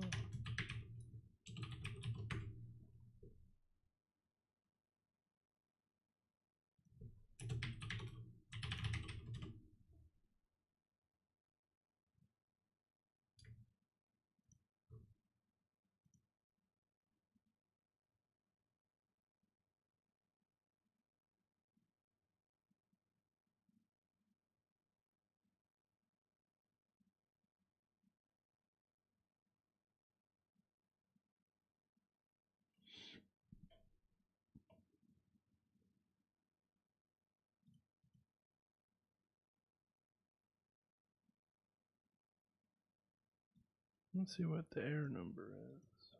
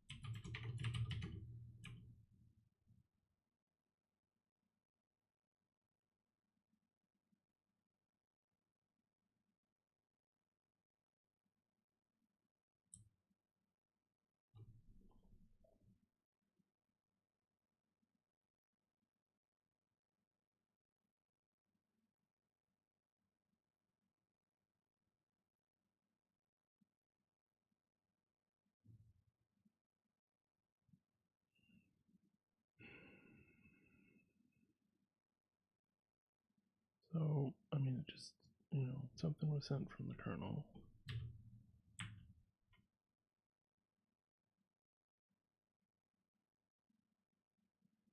Does not help me.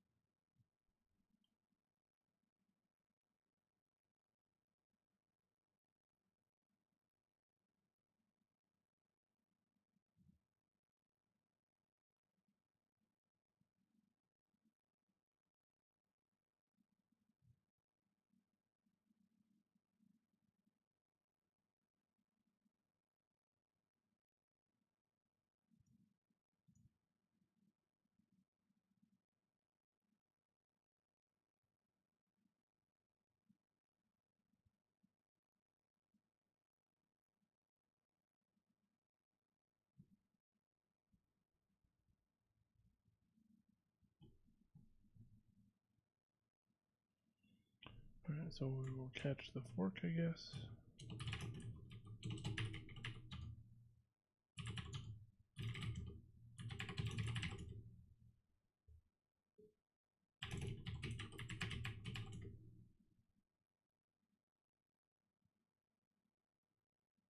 Okay.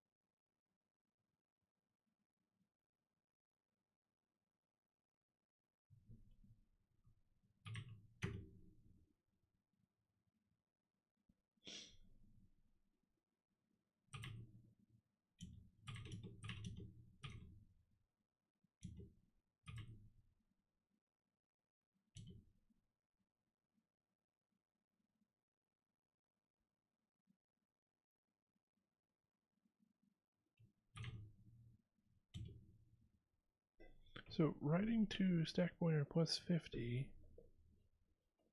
is working. But then this later write that we're about to get to at RSP plus 40 does not work?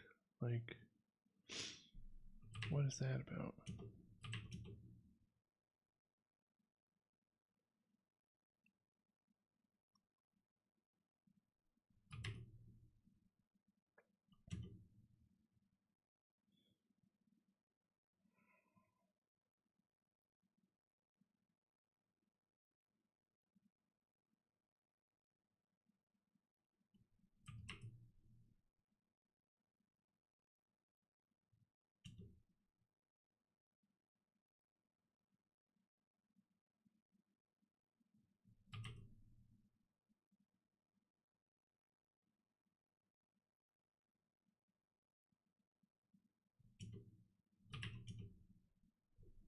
Unsegment. This is truly baffling.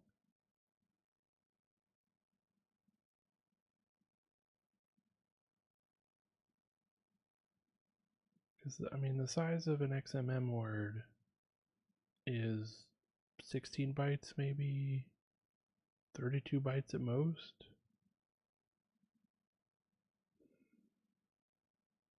And we're already writing to 24 bytes beyond that address.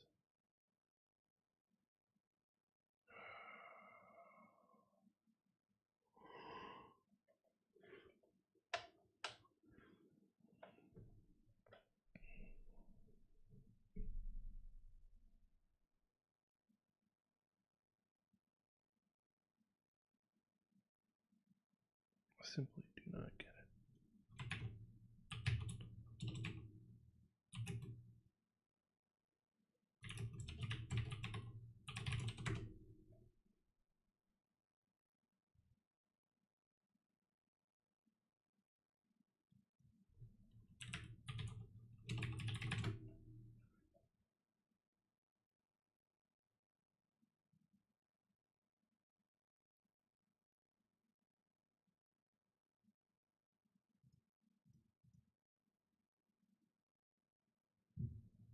Well, I mean, I was able to get it to run the easy exploit.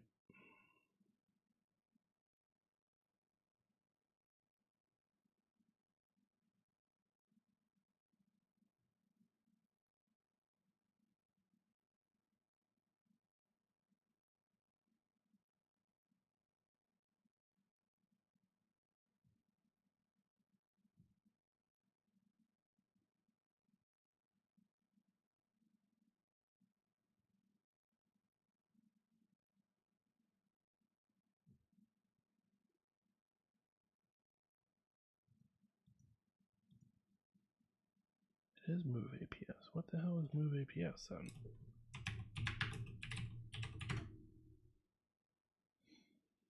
Move align packed single provision. Okay.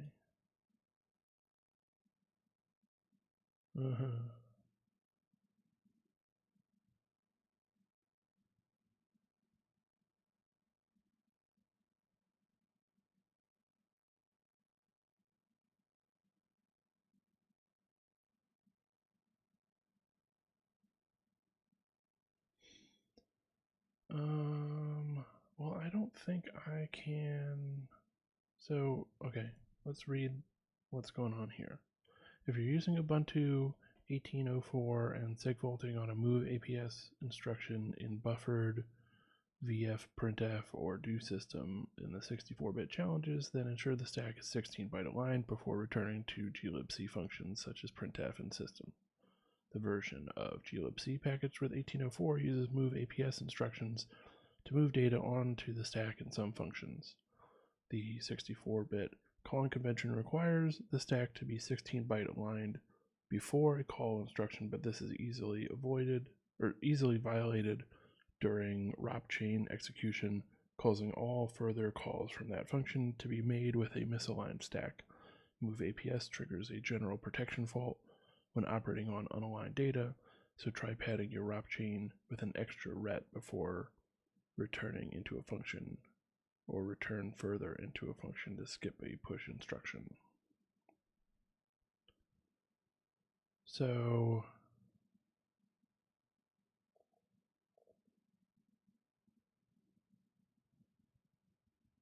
yeah, okay, maybe I can return, rather than return directly into, like, return to the beginning of the easy function, I can return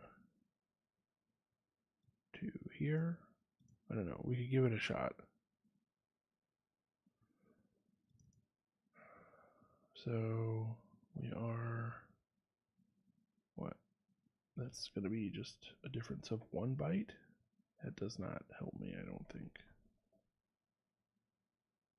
Or, well, right, it doesn't matter about the 1 byte, it's the push.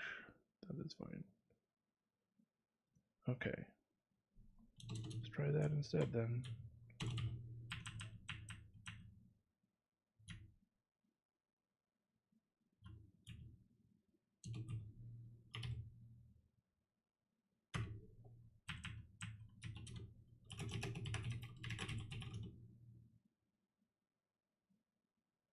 And then it seg faults a little bit later,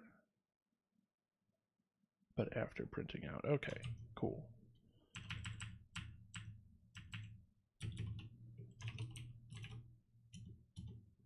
So let's add one.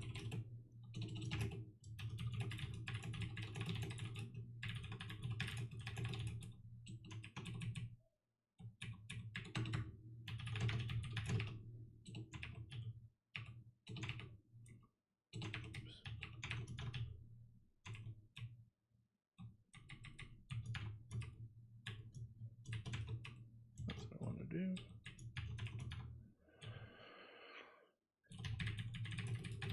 Let's give the push instruction at the beginning of C function.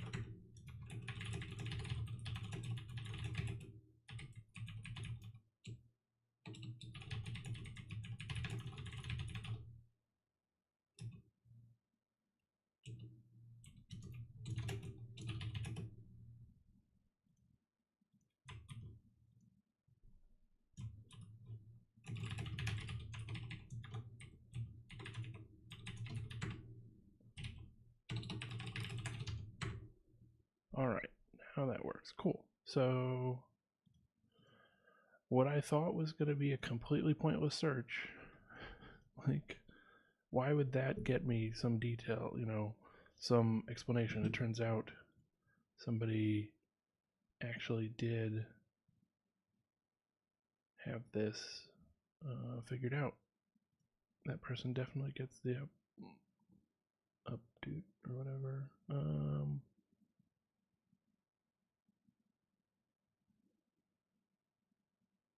Yeah.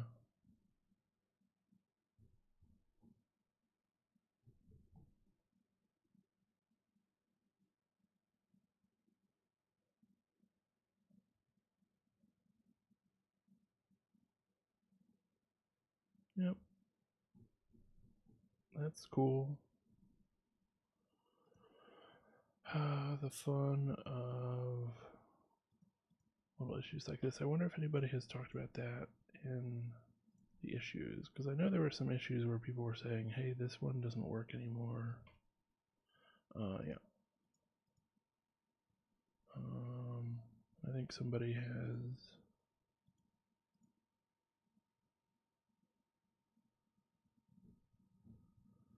Let's just double check if there are any other mentions. No. Okay.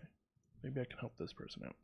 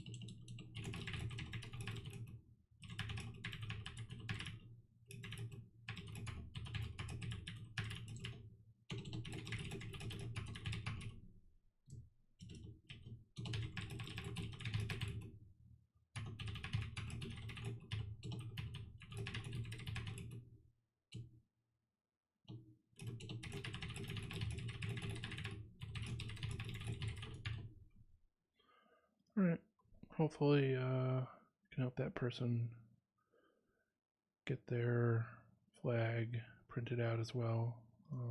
Because I know, for me at least, like running into these issues and then never having a solution to them is just really frustrating, because you're left with like, I feel like I haven't actually learned anything necessarily if I don't know how anything has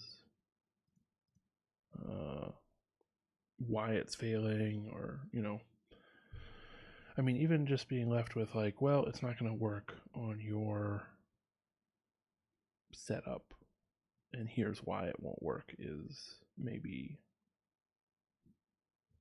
better than just like, well, it fails and I can't figure out why it fails and all that. So okay, I'm going to read through the write-up that comes with this. I think we have a pretty good understanding of what the actual exploit is, but yeah, we'll read through it, and then I think that's it for me for right now.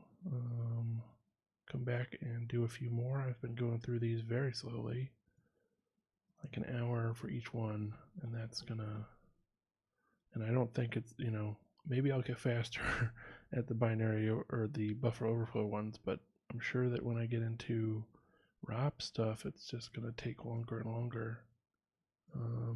We'll find out. All right, so they run file. They don't bother with checksec on this one for whatever reason.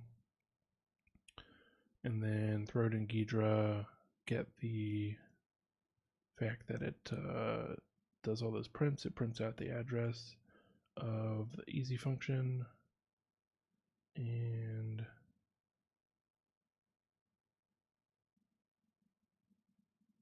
yeah.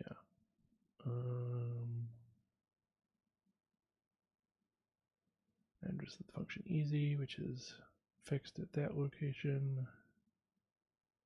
Calls gets, which is our bug. Always a bug to use gets. And they can hold 64 bytes. Can overflow the return address and control where we return to. So if we just return into the easy function instead, because that runs system cat flag, then we're good. And we use GDB to figure out how much we need to write. Turns out 48 hex, which is 72. So do basically that, then do interactive for whatever reason, but in either case, yeah, we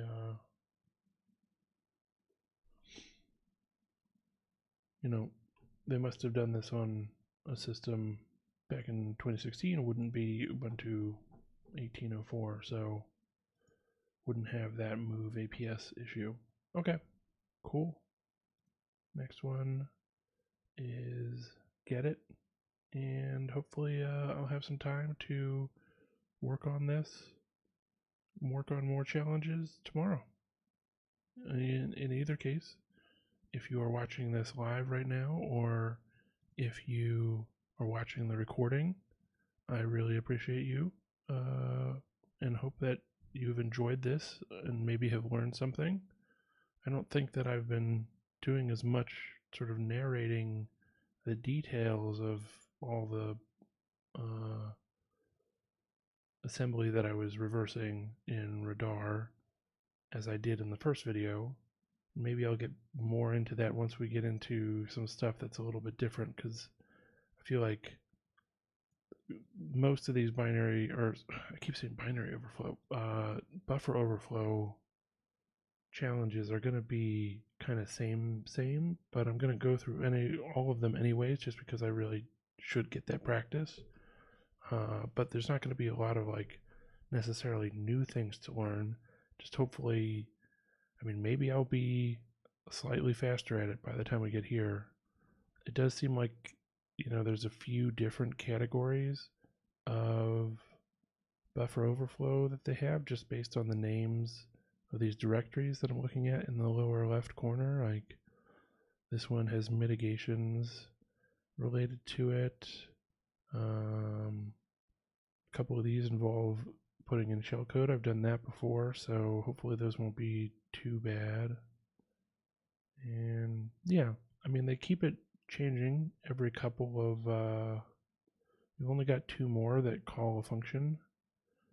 And is this, I wonder if this means it's the same vulnerability, but it's been updated with ASLR stuff. So like, you know, maybe vulnchat had a fixed address for whatever function you need to call, and then in this one they leak the address of it in the same way that they did with warmup. It turns out with warmup, because there was no ASLR on it, we didn't actually need to read in that address, but if they had ASLR, then we could. And you know, maybe it's the same thing with vulnchat, is they have a version where you need to actually read in the address, which we just did. We did anyways in our Python script, so that shouldn't be too difficult. And yeah, we'll see. You know, it'd be nice to see the different kinds of, like, I actually don't know how to do an overflow that is, you know, overflowing when you have like stack canary mitigation in place. Seems like that's another case of like needing to leak some data, but maybe there's, you know, some flaw in the way that certain stack cookie mitigations are implemented, and maybe there's a way to just like figure out, or maybe you just, you know, spam your attempts, and if it's a, like, if it was a 1 byte cookie for some reason, or 1 byte canary, then you just try it 256 times, and you know, on average 128 times is all you need to get one that works, something like that, right? I doubt there's anybody that uses a stack cookie, stack canary that's that small. So, you know, maybe it's not a brute force kind of thing, but we'll find out when we get there. All right, thank you for watching. Gonna end the stream now.